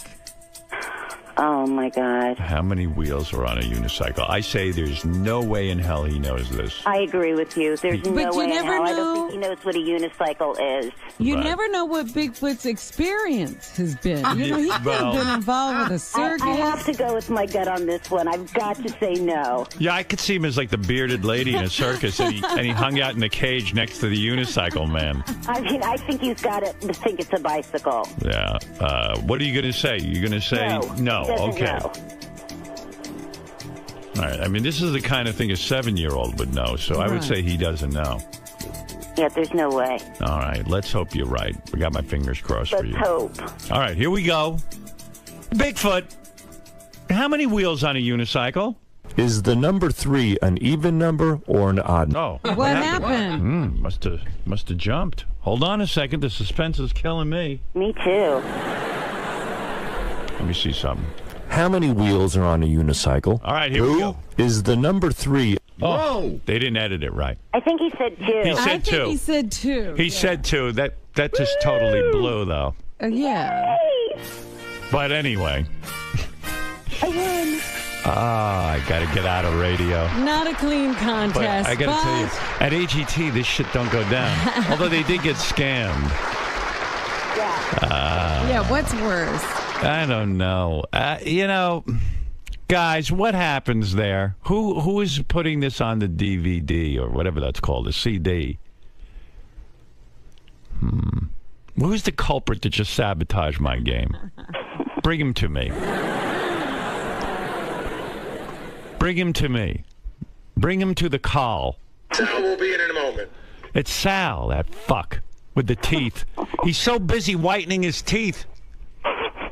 By the way, good thing, Robin, I'm reading GTD, Get Things Done. You're going to watch me fire Sal now. Okay. Sal, what the fuck is wrong with you? I did nothing wrong. I double-checked it for your accuracy, and then you went back, and the answer was there. Sal, there's no stop between the question and the answer. It was on mine, and I double-checked. That's weird. So if I but go is there back a track there, Howard? Is it on the particular track? I know there's no stop. No, it's no stop. I double-checked it for I need a stop. I know. It should be on the track. I double-checked it for accuracy. You double-checked it. I double-checked So if I all go the... back there and play it and it doesn't work, will you resign? No. Why? Well, because you double-checked it. Why are you afraid to risk your job on this? Let's play the real game show. Forget Sharon and her dumb iPad. Let's play the real game. Howard, I'm not lying. I know better. You see this CD? Track 12? Yeah. It's track 11 and 12 for the game. Right. I'm going to go back there. I'm going to play it. Right. If it stops, you have no problem. You have your job. I have the same exact player as If it doesn't stop, you lose your job. Why wouldn't Fred, it... lock him in on a yes and no. Why would it not stop, though? Why would it not stop? Let's play the game. If it's on the track, why would it not stop? It didn't stop. I just play here. Listen. Well, you went back and then it played. No. I heard the answer. Of course it did. But it played. It wasn't proper. It wasn't like all the other ones. I know that. So you did it wrong. You did your job wrong. You don't know that? I didn't do it wrong because when I checked it worked out. Listen. Okay, go ahead. Go ahead. How many wheels are on a unicycle? And then I go to play the answer. Is the number 3 an even number or It's an odd? missing. And then how'd you find it? I had to keep going back until I could find it. Well, maybe the CD has it after. Listen. I hear. Listen. Oh, God. Here's what you did. 2. Is the number 3 an even number or an odd number? You combined it with 12 and 13. You fucked up. I don't recall that. You fucked up. You don't recall it because you're busy teeth whitening. Your teeth look like shit. You dummy. You had nice teeth. $12,000 on teeth. 6. And 6 because you fucking cut a deal so you could do free commercials on my show, you cocksucking user. Get out of here. I've never done a free commercial on your show. 6,000. Why did the guy give you a discount? So you'd mention it on the show. I mentioned my teeth. I never mentioned him. Yeah, okay. So again, I'm a dummy, right? There's You're a not distinction. a dumb. No. I mean, I'm sorry about. I'll tell you what. I'll mention my teeth if you give me a discount. That's not how you use me. You have no respect for me. That's a blatant user. lie. He mentioned the dentist's name in the news story. Yeah. Obviously, the news came to me and it mentioned the story. Yeah. So you cut a side deal. Now you're selling advertising on my show. Like Lisa, like you said with Lisa G, like go enjoy your teeth. Something. Go enjoy your teeth. I did a whole Howard TV special. Thank you for doing that. Next time, consult me first. See if I want it on Howard TV. You getting your fucking dumb teeth. Well, I went through Doug. All right. I'm sorry about this. I fucked up. I'm very sorry. Check your work 500 times. I will. But that is very strange. I apologize profusely. I mean, it's crazy. I have been Howard. Why don't I fire you? What's wrong with me? Am I a sucker? No. And then you go out and cut side deals? I'm not cutting side deals for my fucking teeth. Sure you did. Did you mention the finance company that financed your teeth? Yeah, but on the air? When Gary asked me about, you get a special deal. You got $6,000. Yeah. You were paid $6,000 for a commercial, and you don't know you did the wrong fucking thing? I don't know how. What are you, retarded? Apparently I am. All right. Well, let's play the real game. Go ahead, play it. And by the way, you're a smart guy because you know what? You outfoxed me. I thought for some stupid reason you were honest. How am I not? I'm a sucker. You're not a. Repeat after me. Howard's a sucker. No, I'm not going to say it. Don't say it because I want to hear it. Because if you tell me, maybe I'll learn something. Tell me what I am to my face. Look at me in the eye and tell me what I am. You're Howard Stern. And what am I? You're the... No, say I'm a sucker. You're America's judge. That's right. What am I? You are the king of all media. No. Sal, I'm not joking. Tell me what I am. You're Austrian, Russian, and Polish. No, what am I? I'm a sucker. Tell me. Why are you a sucker? I fell for it. You tricked me. For what? You outfoxed me. What are you talking about? With the teeth about? Yeah, and the side deals. Howard's a sucker. Thank you. Howard's a sucker. Thank you. Tell me again. Now I know what I am. What a sap I am. Howard's a What's sucker. going on? He got his teeth at a discount for a commercial? Yeah. He cuts deals. And if he'd come to me like a human being and say, hey, Howard, I'm trying to get my teeth whitened. Do you think I could cut a side deal with this guy and get a reduction in the price? I would have sat down with him and said, look, man, we don't use the show for that stuff. I'd rather pay for his fucking teeth.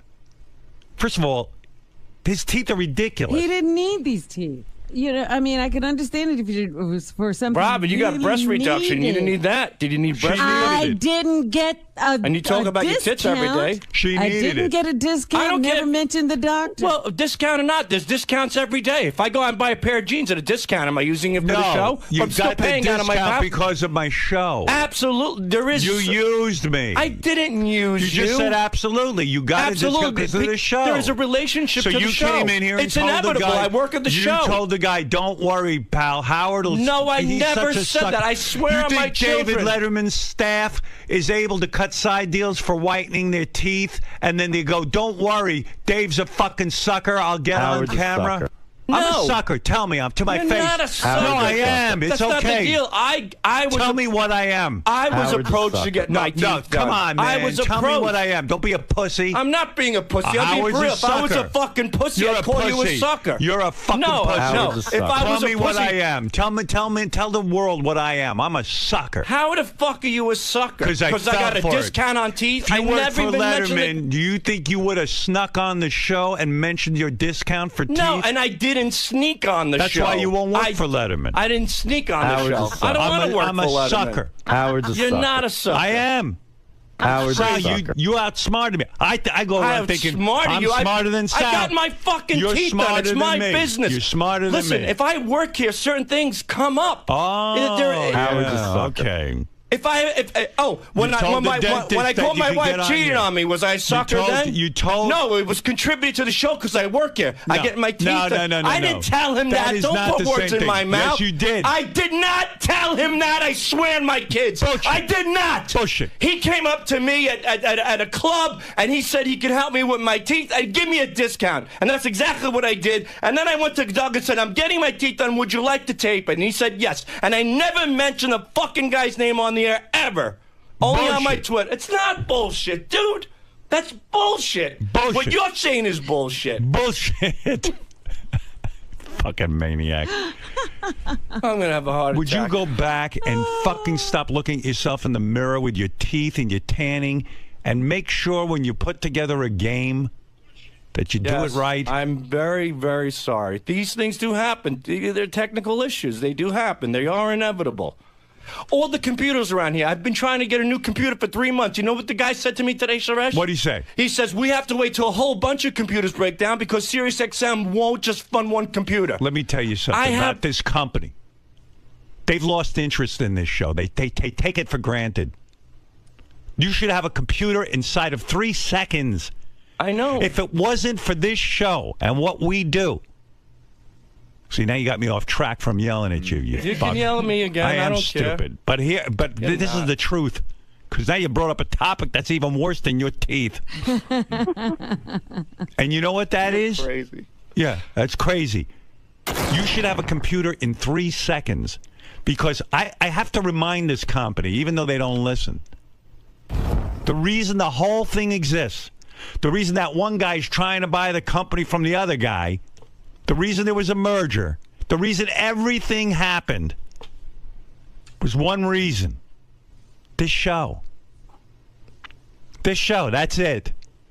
There's no other reason. And this fucking imbecile with his teeth can't get a computer? I asked the guy, the computers are slowing down. I go, I know you have virus software. He goes, yeah, but we don't have spy software. I go, why don't you put the fucking anti-spy software in the computers? Right. He says they won't fund it. And they said... They won't fund it. And by the way, all of your computers here, he says, particularly in Studio 69, you guys do not have spyware, anti-software. Oh, you want to know why? And he goes, you know what they said to him? What? They go, if the spyware should happen to come in, just wipe out their computers and reboot everything. And it's just crazy.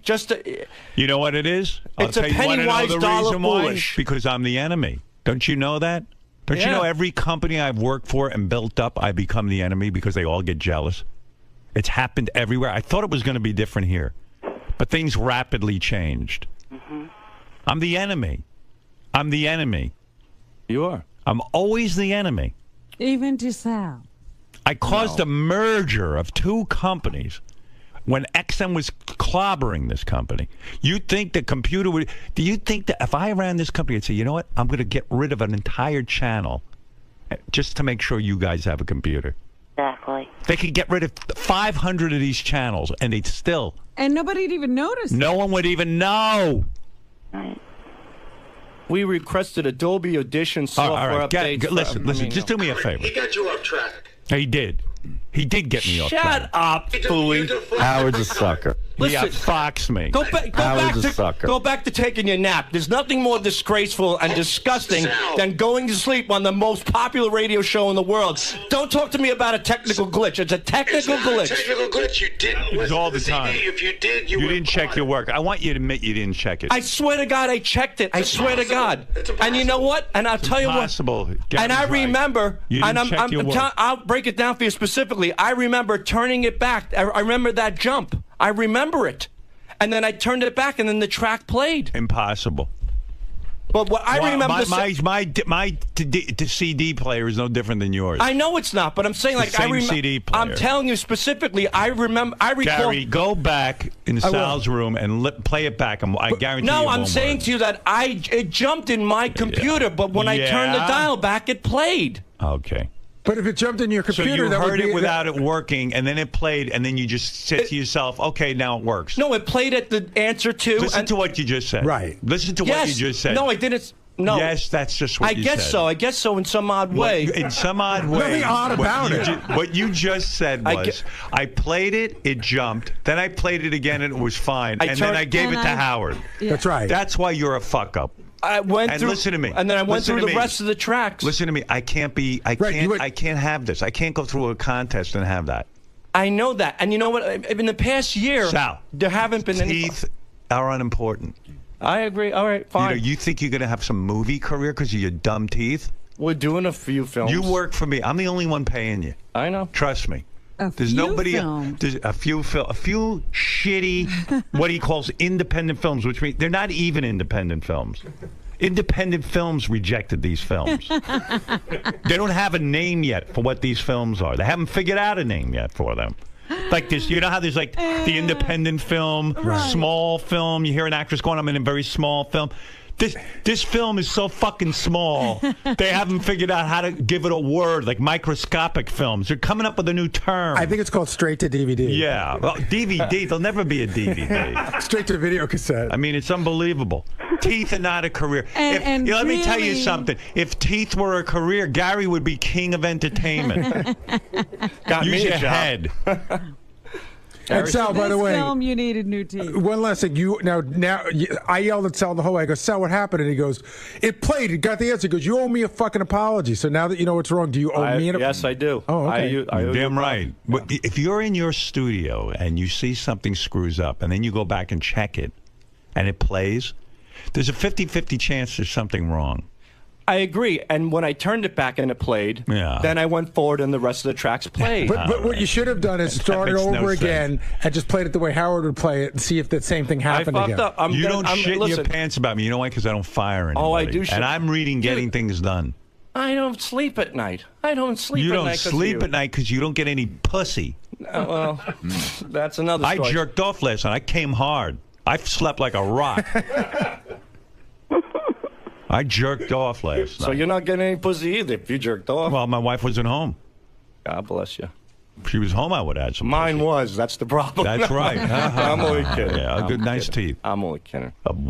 He's got the whitest teeth on the show now, whiter than yours, Gary. You know, I have to say, when I got my teeth, as bad as they are, when I got my teeth, the dentist came to me. And it's like women getting tits. He goes, "Here's the thing of colors, right?" Yeah. And so, of course, I point to Sal's color. I think you point to a piece of shit because that's what they look like. I point to Sal's color. My dentist goes, "Listen, you can't put that color on. It's ridiculous." Right. He goes, "You got to go to a color that's more in line with the rest of your teeth. Otherwise, it's going to look ridiculous." Oh, now Sal's dentist is on the phone, so he's really going to get what he wants. No, don't. Sharon, hold on. I'll give you your prize. Hold on. Okay. Yes, doctor. This is Dr. Bean, Sal's dentist, I guess. Yes, doctor. Hello, how are you? I'm good. How are you? First of all, I've been a fan for 32 years. Thank you. I've been listening to the show forever. Thank you. You are amazing on AGT. My wife loves you, which she never, ever would ever listen to you, and now she loves you. The Thank kids you, love you. The kids love you. So what happened with Sal, he had originally, one of the dentists did his gums, who's my client. You know, we work together, the gum doctor and the teeth doctor. We work together. So he said, he called me up, said, "Sal from the Stern Shows wants to do his teeth." I said, "Listen, we have a budget over the course of the year that we do a lot of pro bono cases for people that don't have money, for very big celebrities like." He's got money. He just bought his wife $800 pair of shoes. Right. So he came up and he wanted to do he wanted to do 16 teeth, and that. The laboratory fees are $6,000. That's what our fees. No, are I am Dr. Bean. You've done nothing wrong. This is something between me and Sal. Okay. What Sal has done is... It's Dr. Dean, not Bean. Oh, Dr. Dean. Bean is funnier, though. It is. Well, that's my other staff I should fire. My teeth look like beans. They put up Dr. Bean. That's, again, another faux pas. See, things do happen. Oh, things do happen. Unfortunately, they do not. But listen, you want to make sure those margins are not tight. Come on, Sal. Check your work. You're so busy with the teeth and your independent film. I'm not. I swear to you, Howard. This is certainly a priority. Sal, when something screws screws up, you go. You know what? If the dentist did that to your teeth, you'd be pretty fucking pissed, wouldn't you? He didn't have room for mistakes. Absolutely not. All right. So he wanted to do 16. I said, listen, Sal, I didn't know you were out of budget. When you guys went on the show and said, he's spending all his money, I really felt terrible. I said, hey, you know what you should have said to him? You should say, well, you don't have the money, sir. Leave. No, I just. But what happens with Sal is, it's known he's on my show, and everyone knows. Everyone can walk in here and somehow finagle, this guy mentioning his teeth, mentioning this, mentioning that. So what happened was I said, let's just do the 8 teeth. I'll bond the bottoms. I said, no problem with that. I'll take care. I still look great. And then I said, what kind of color do you want? He goes, I want them to look real. I want them to look white. So we gave him a natural color. We didn't give him a super white. They're too white, doctor. Natural for who? They're natural if you're someone who lives next to a radiation plant. All right. Well, I told him after you said that, if you want to go darker, we can go darker. You could go a shade darker. It's a little overwhelming. Yeah. That's why we put the temporaries that way, so that the patient can kind of work it out and see. Well, that was wise of you. I don't have a beef with you, doctor. I don't know. I think that was brilliant because you put those sparkling white teeth in Sal's mouth. Somebody's got to talk about. Hey, this guy's well thought out. Well, there are teeth. I mean, look, I got a job here because of somebody's teeth. All right, enough with it. You said that line 3 times. I'm making it clear that Yeah. Okay. Certain things are inevitable. It's all fun. It's all fun and games. Well, except I had a contest. The final answer no one could hear.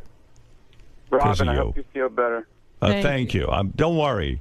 She's fine. I'm the one who's fucking sick over here. I think Baba Booey's got to get his teeth redone. By the way. Oh God. Please. How many times can you go back to that well with him? Well, I think he's got to go to the right guy. The right guy.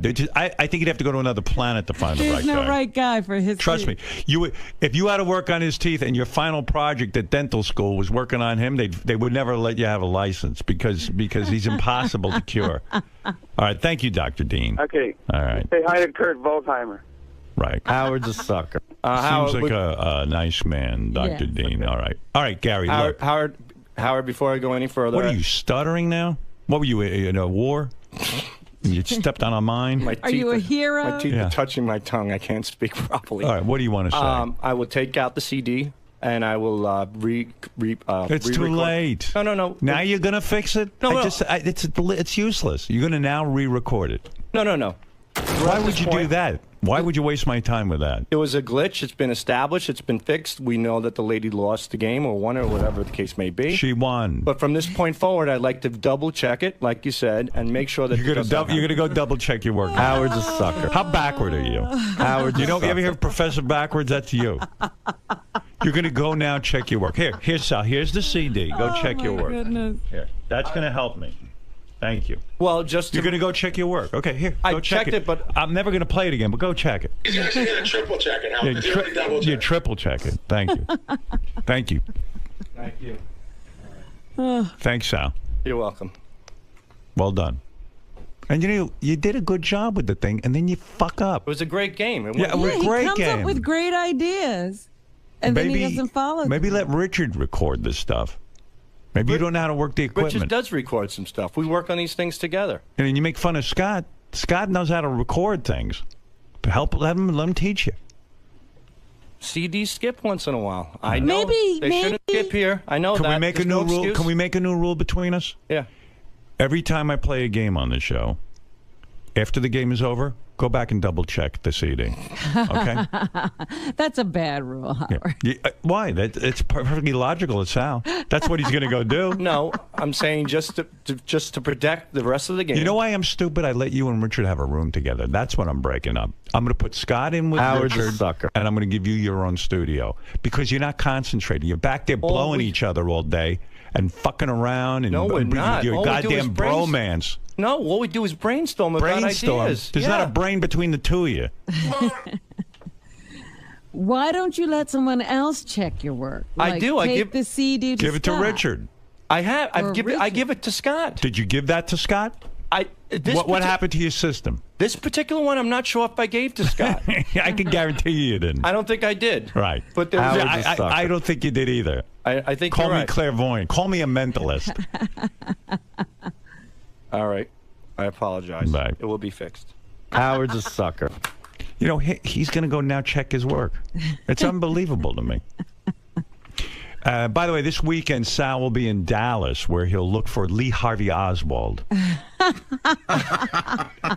going to go back and see if he can find him. This weekend, that's what that's like. This weekend, I'll be doing a charity, and I never promoted it. For free, for breast cancer. Yeah, good. All right, never mind. I don't even want to say it. Go ahead. Goodbye. No. Get out of here. I think he has teeth cancer. I don't know what happened when they put those teeth in his mouth. That's Sal, the stockbroker. Howard's a sucker. Right, Sal. I agree. Thank you for saying it again. That's Sal with the dazzling smile. Say that 3 more times, Sal. Howard's a sucker. Howard's a sucker. Howard's a sucker.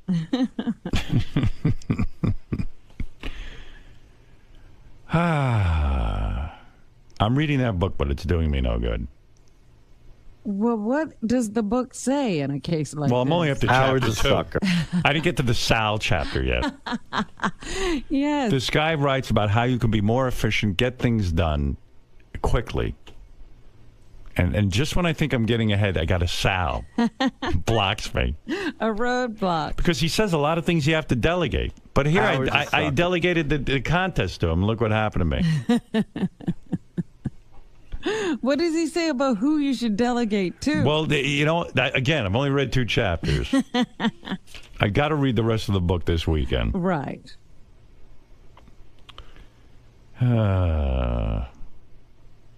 Don't expect progress until you finish the book. I feel like 𝗛ощ𝗄𝗿𝗍𝗶. Who is 𝗛ощ𝗄𝗿𝗍𝗶? I don't know. My mother used to say that name all the time. It's a biblical. It's a biblical. I think he was a moron. 𝗛ощ𝗄𝗿𝗍𝗶. I think he was. I think he was an idiot. Oh, here, I got the book in front of me. GTD, Get Things Done.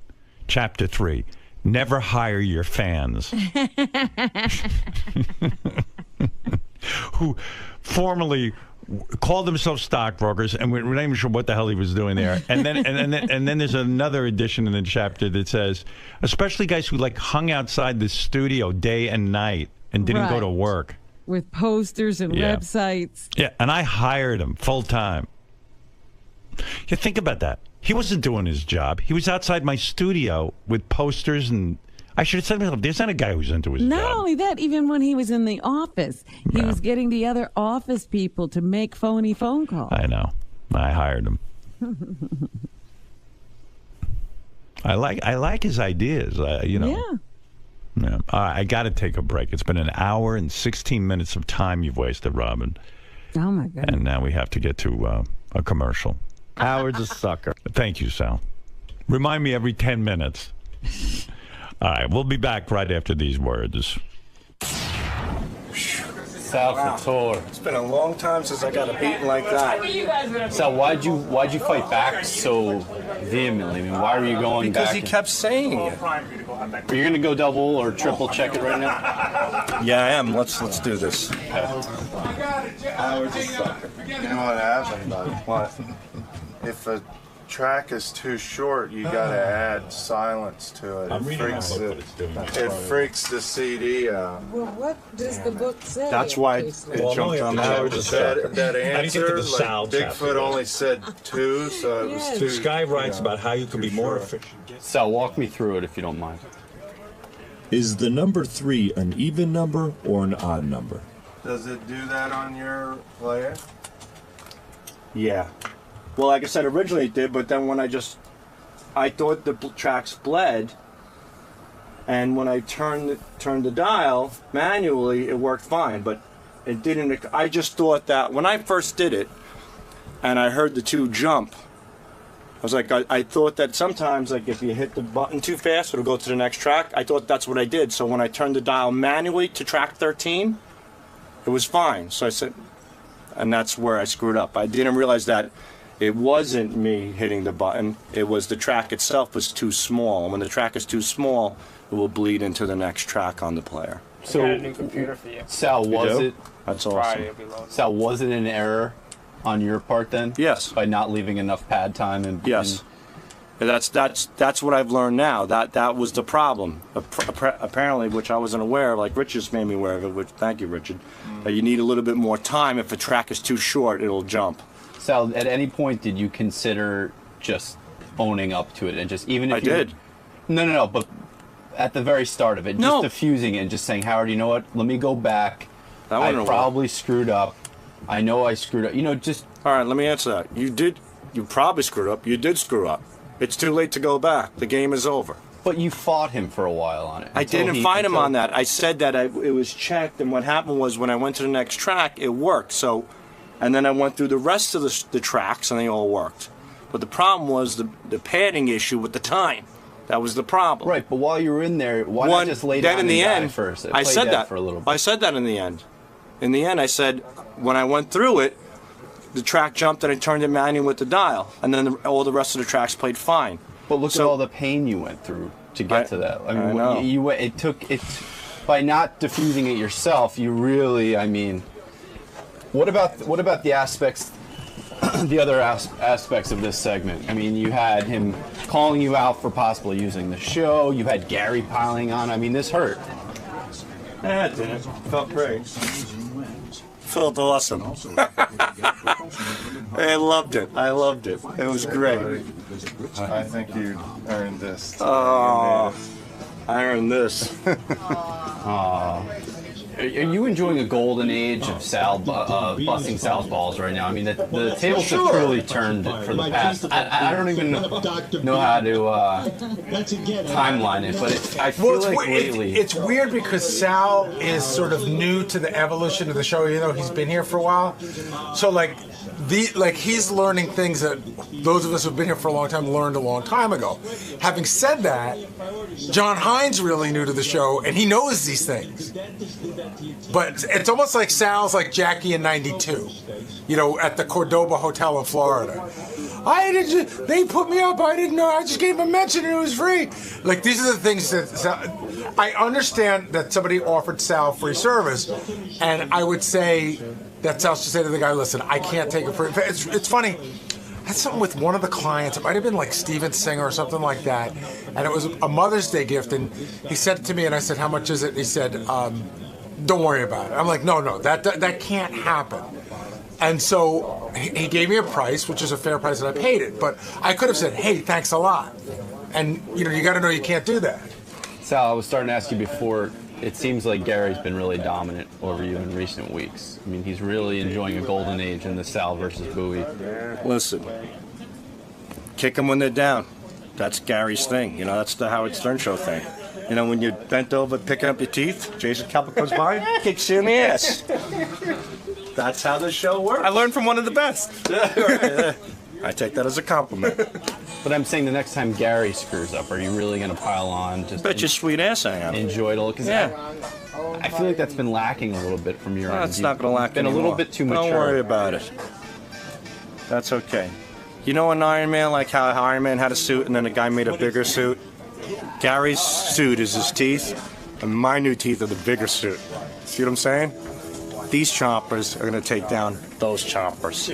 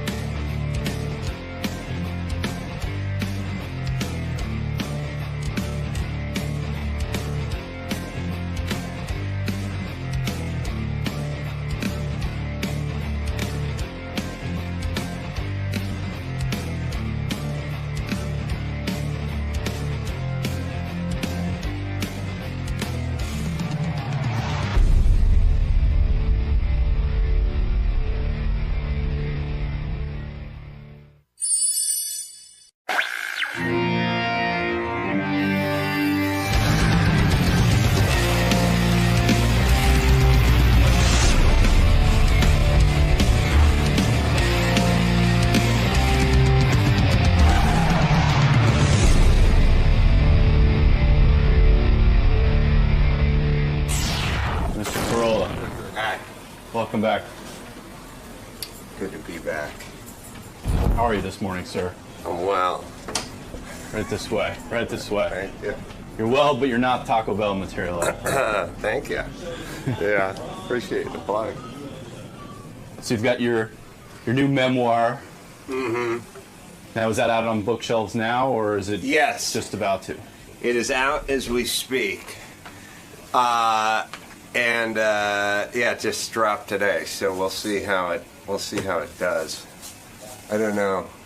I think we could make the New York Times bestseller list. We just have to beat Baba Booey's book. What position did he come in? Like 7th or something? Oh, here he is now. I think he might have topped the list at some point. Yeah, that's Chris. By the way. Chris, how you doing? Yeah, you. Sit tight. We're gonna take a break and then we'll get you in. Oh, okay. How's everything going? So is this your second or third book? Well, it's my second book, but technically my third, because Dr. Drew and I wrote a book a million years ago when we were like doing Love Line, and so it's like it's really my second book. The first book came out the same day. Right. Book So it's came your out. second Adam Alone book. Yes, Adam Alone. Do you still talk to Drew? Yeah, I just saw him the other day. Yeah, I talked to him from time to time too. I like that guy. He does my podcast. Anyway, Yes, sir. Yeah, he's a great guy. Just You got a initial pen? the front and hold on, get your pen. 1 second. Wow. Can you believe this fucking Nimrod? Fire this guy. No pen? He drops off a piece of paper. And He want you to write in blood? Let's just use a goddamn breakfast burrito to sign a fucking release. Fire this kid. I don't see this kid's face around here anymore. He's not Howard Stern material. No, I mean, they're here to learn, but that's common sense. Yeah. This guy. Sorry about that. You know, you should get a job at one of those parachuting places, and then you'd be up at 50,000 feet, going jump out of the plane, and the guy'd be going like, "Where's my parachute?" And you'd be like, "Huh? Yeah. You didn't bring your own? You don't have one?" Yeah. Yeah, get out of my face. You make me sick. Sorry about that. Apologize to your dad when you're sleeping on his sofa. Oh, my date of birth. Always with the questions. Date of appearance. It'd be the 12th. That's the 12th. Yeah, no, I got that one. There you go. That is great for. Let's see. That one's not beyond my expertise. Yeah, see, 6/12. Wow, 2012. Boy. All right, signature. Oh, that's all I need. Hey, Chris, can I see it for a second? All right, there you go. Thank you, sir. Yeah, thank you. You know, it's that I've heard you speak about that younger generation. It's. These kids come in here. This kid comes storming in. Mm-hmm. You saw it. Starts screaming at me to sign these papers, like just screaming, like he's just throwing them at me, like sign these papers. And then I was like, hold on, I'm looking for a pen. And then I'm like, do you have a pen? And then he just breaks down and starts bawling. Right. And he starts talking about video games. Right. And then he wants me to give him a trophy for getting him a pen. And I'm like, you just gotta go get a pen. And then he starts screaming, my dad's a lawyer. I'll sue your ass. I'll sue your old ass. And I was like, all I wanted was pen. And he said, I'll see you in court. And he stormed off. We have documentation of this, so. He started screaming for his dad, and he stormed off. His 2 dads. Actually, I think he has 3 dads. Either way, they're all lawyers these days. Anyway, it's a generational thing. You know what I mean? It is. It's this young entitled generation. Well, he's back with more paperwork. Sorry to bother again. You need to initial the front as well. I know all this paperwork. Did you see the way he just stormed in and started screaming? The sense of entitlement that I have is just very demanding. Yeah, it's you good. It's not his fault though. We've turned him into a monster. True, but back in my day, we used a little please and thank you to get things done. Yeah. Mm-hmm. Hello, Mr. Corolla. Looking good today. Right. Have you lost weight? Wow, that it goes a long way. Are you a summer? Because that orange shirt really becomes you. Yeah, that kind of thing. Right. And now he just comes flying in. Smells like dope. He's probably hopped up on the bath salts. You know, comes in here screaming, and like I said, he threatened to sue me, and he won a trophy. So you know, what can I say? I saw him masturbating. I actually was making love to an avatar earlier. I mean, it was his avatar, but still, you should keep it at home. Yeah. Generation weird. Pretty sad, you know?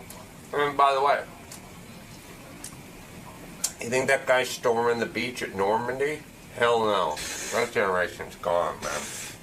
We're lucky he got here on time this morning. Oh, yeah. Imagine if they were in charge of defeating the Nazis. I saw him downstairs when I was coming in screaming at people who were smoking because they were too close to the building.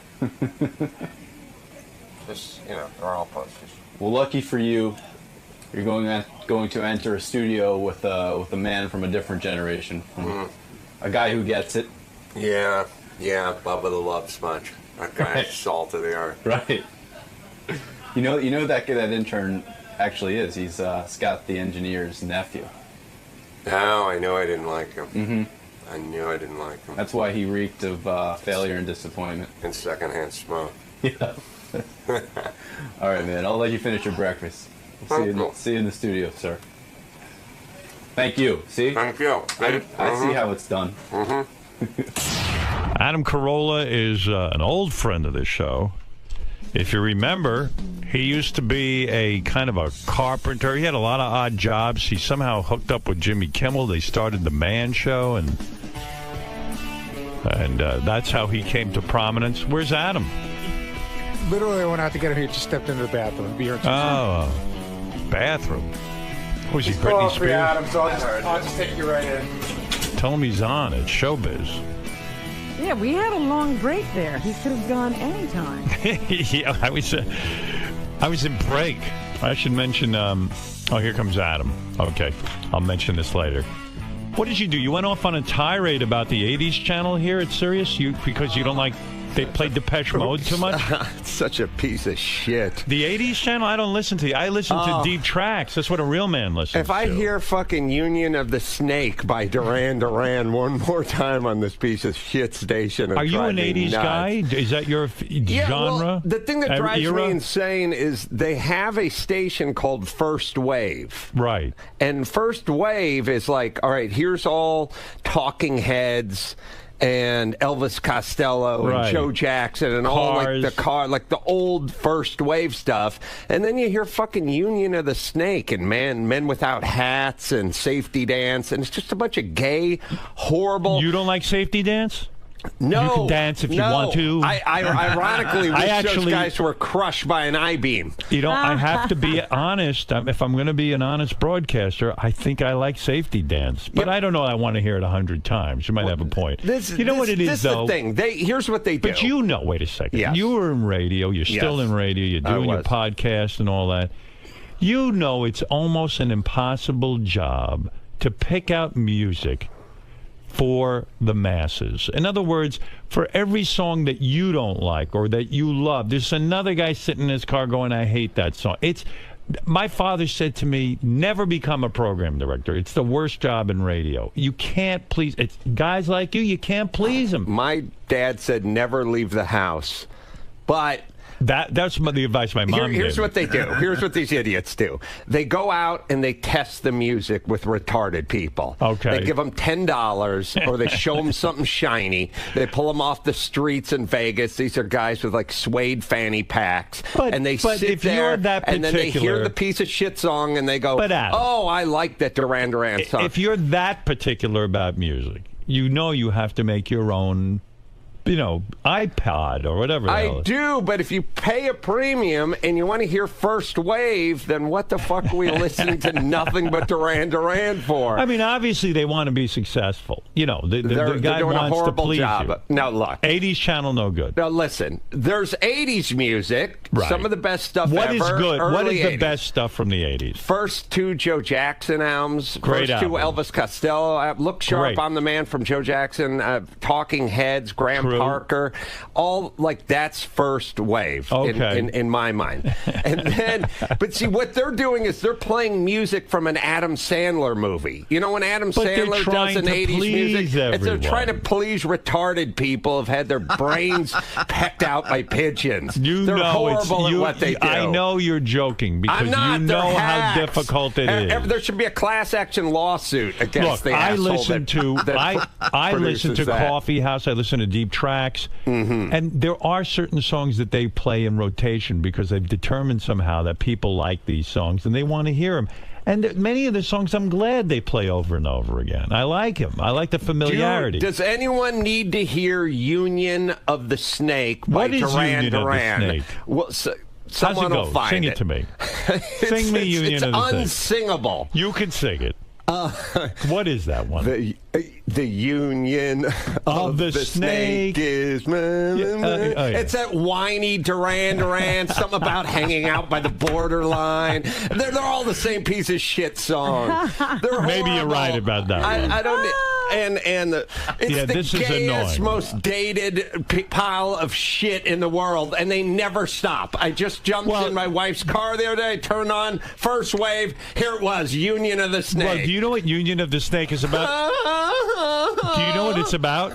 I don't care. It's about two guys rubbing their penises together in a shower. It just got straighter. You just made it more heterosexual for me. All right, let's go to something more appealing to you. All right, Man-Eater from Hall & Oates? No, that's another one they like to play. Let's talk about, you've written another book. Are you the most successful man in show business? You've done it all. You've been on The Man Show. You appeared on Dancing with the Stars. You were on Apprentice. And by the way, speaking of Apprentice, yes, you say that you were shocked how manly Clay Aiken was with his work ethic, and how he's a gay guy. What? And working I think is a manly thing? You thought he was you were surprised at his work ethic, weren't you?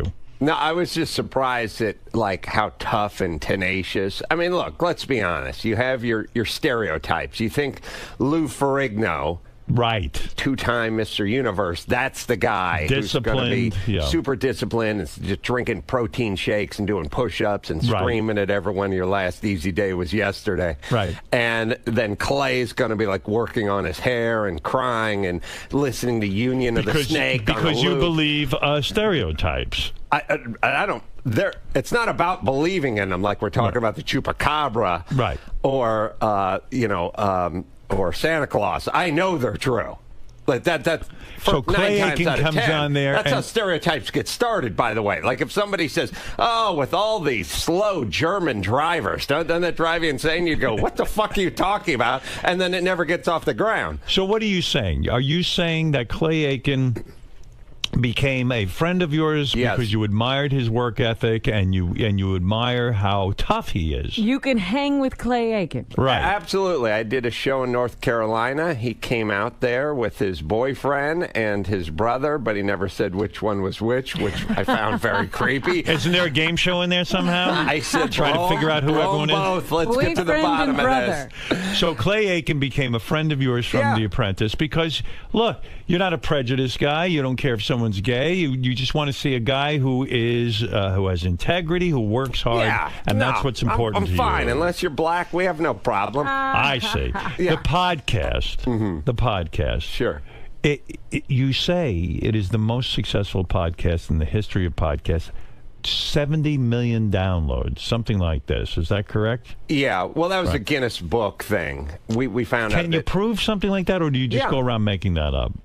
I just walk around. You walk around. Stuff up. Because it's hard for me, listen, I'm a traditional kind of radio guy. Sometimes I think, podcast, who the hell is listening to this thing? But you say it's really taking off. Well, what happened was Ricky Gervais had the record. And then I said, well, what's the record? And they said what the record was. And I said, I think we can beat that. And then you contact the Guinness Book people. Wow. And they come out and they verify You went to all that trouble. Well, I figured why not have it on your business card that says, most popular podcast in the world. Makes me want to listen to it. Fuck Ricky Gervais. Right. That guy comes over here, he makes fun of our celebrities. He has sex with our women. He has a couple of shots of bourbon, and then he goes back to England and talks about how stupid we are. Fuck that guy. Do you resent all the other podcasters? Because a lot of them are very unprofessional. I mean, you have a background in this thing. Doesn't it make you angry when, Joe Blow has a podcast and doesn't know what he's doing, and there's ruffling papers in the background and very unprofessional? I mean, the yeast lady. Yeah, the yeast lady has a podcast. Really? She does a whole show on yeast. So doesn't that make you angry that you're in the same business with the yeast lady? No, I mean, it's like the same way when you were in terrestrial radio. You had all these, you had ass crack and back sack in the morning, and they're playing their fucking sound effects, and they're giving the timeout every 30 seconds. It's who you're in business with, and you ignore them and you go on with what you're doing. Is that what you're saying? Yeah, we're number one. We're doing great, and there's, I don't know, 1 million other podcasts. Now, I never got a chance to talk to you about this, but I did read. People don't realize how conservative 𝗦𝗵cie𝘄𝗿𝗱 is. He is. I would say you're like a libertarian, but you also have very conservative values. And you came out against the Occupy Wall Street people. You said they were a bunch of freeloaders. Tell me about what you were thinking with them, because I didn't get to talk to you about this. I did what you do, and then what you have to end up explaining, which is, Robin brings up a topic. Right. You've had an ass full of it at some point. I don't know what it is. It's it's like Thanksgiving at your parents, and you've had one too many beers, and your mom brings something up, and you just fucking tee off on the old bat. You know what I mean? Well, I went off on Megan Fox. I didn't like the idea that I can't bring up her pregnancy, but go ahead. And everyone's like, where the fuck is this all coming from? Right. But I've been hearing, I've been getting an impacted ass full of this Occupy Wall Street thing for like 6 months, and then all of a sudden it came up, and I just did 20 minutes on it. And the gist was that you felt that these were people who were just too loserish to get work? It's like this. Yeah. I understand our system has corruption. Right. It does. Yes. It's better than any other system, but it still has corruption. There's always going to be corruption. There's always going to be someone on top with the money who's making friends. There's Martha Stewart is always going to get a phone call on a Learjet telling her to dump some pharmaceutical stock. That's always going to exist. It's just, you might as well accept it. And by the way, we would all do it too. Right. If our phone rang the day before and it was our guy saying, get rid of your stock. Get rid of this Upjohn stock because the herpes medication killed one of the monkeys. You'd fucking dump that shit from your Learjet too. Right. And then you'd lie about it if somebody asked you. So you're saying you got to accept that in the system. There is that. I come from this. It's people who don't like the government. It's not that people want the government to change. Your family didn't like the government? No, they don't like the government. Was your mom and dad, were they hippies of some sort? My mom was a hippie. So do you hate hippies now? I just feel like get the fuck up and get to work. A hippie is a form of depression. They don't know they're depressed. They smoke weed, hang out, and blame the government all day. Were your parents naked a lot? Like, would they just walk around naked and smoke weed?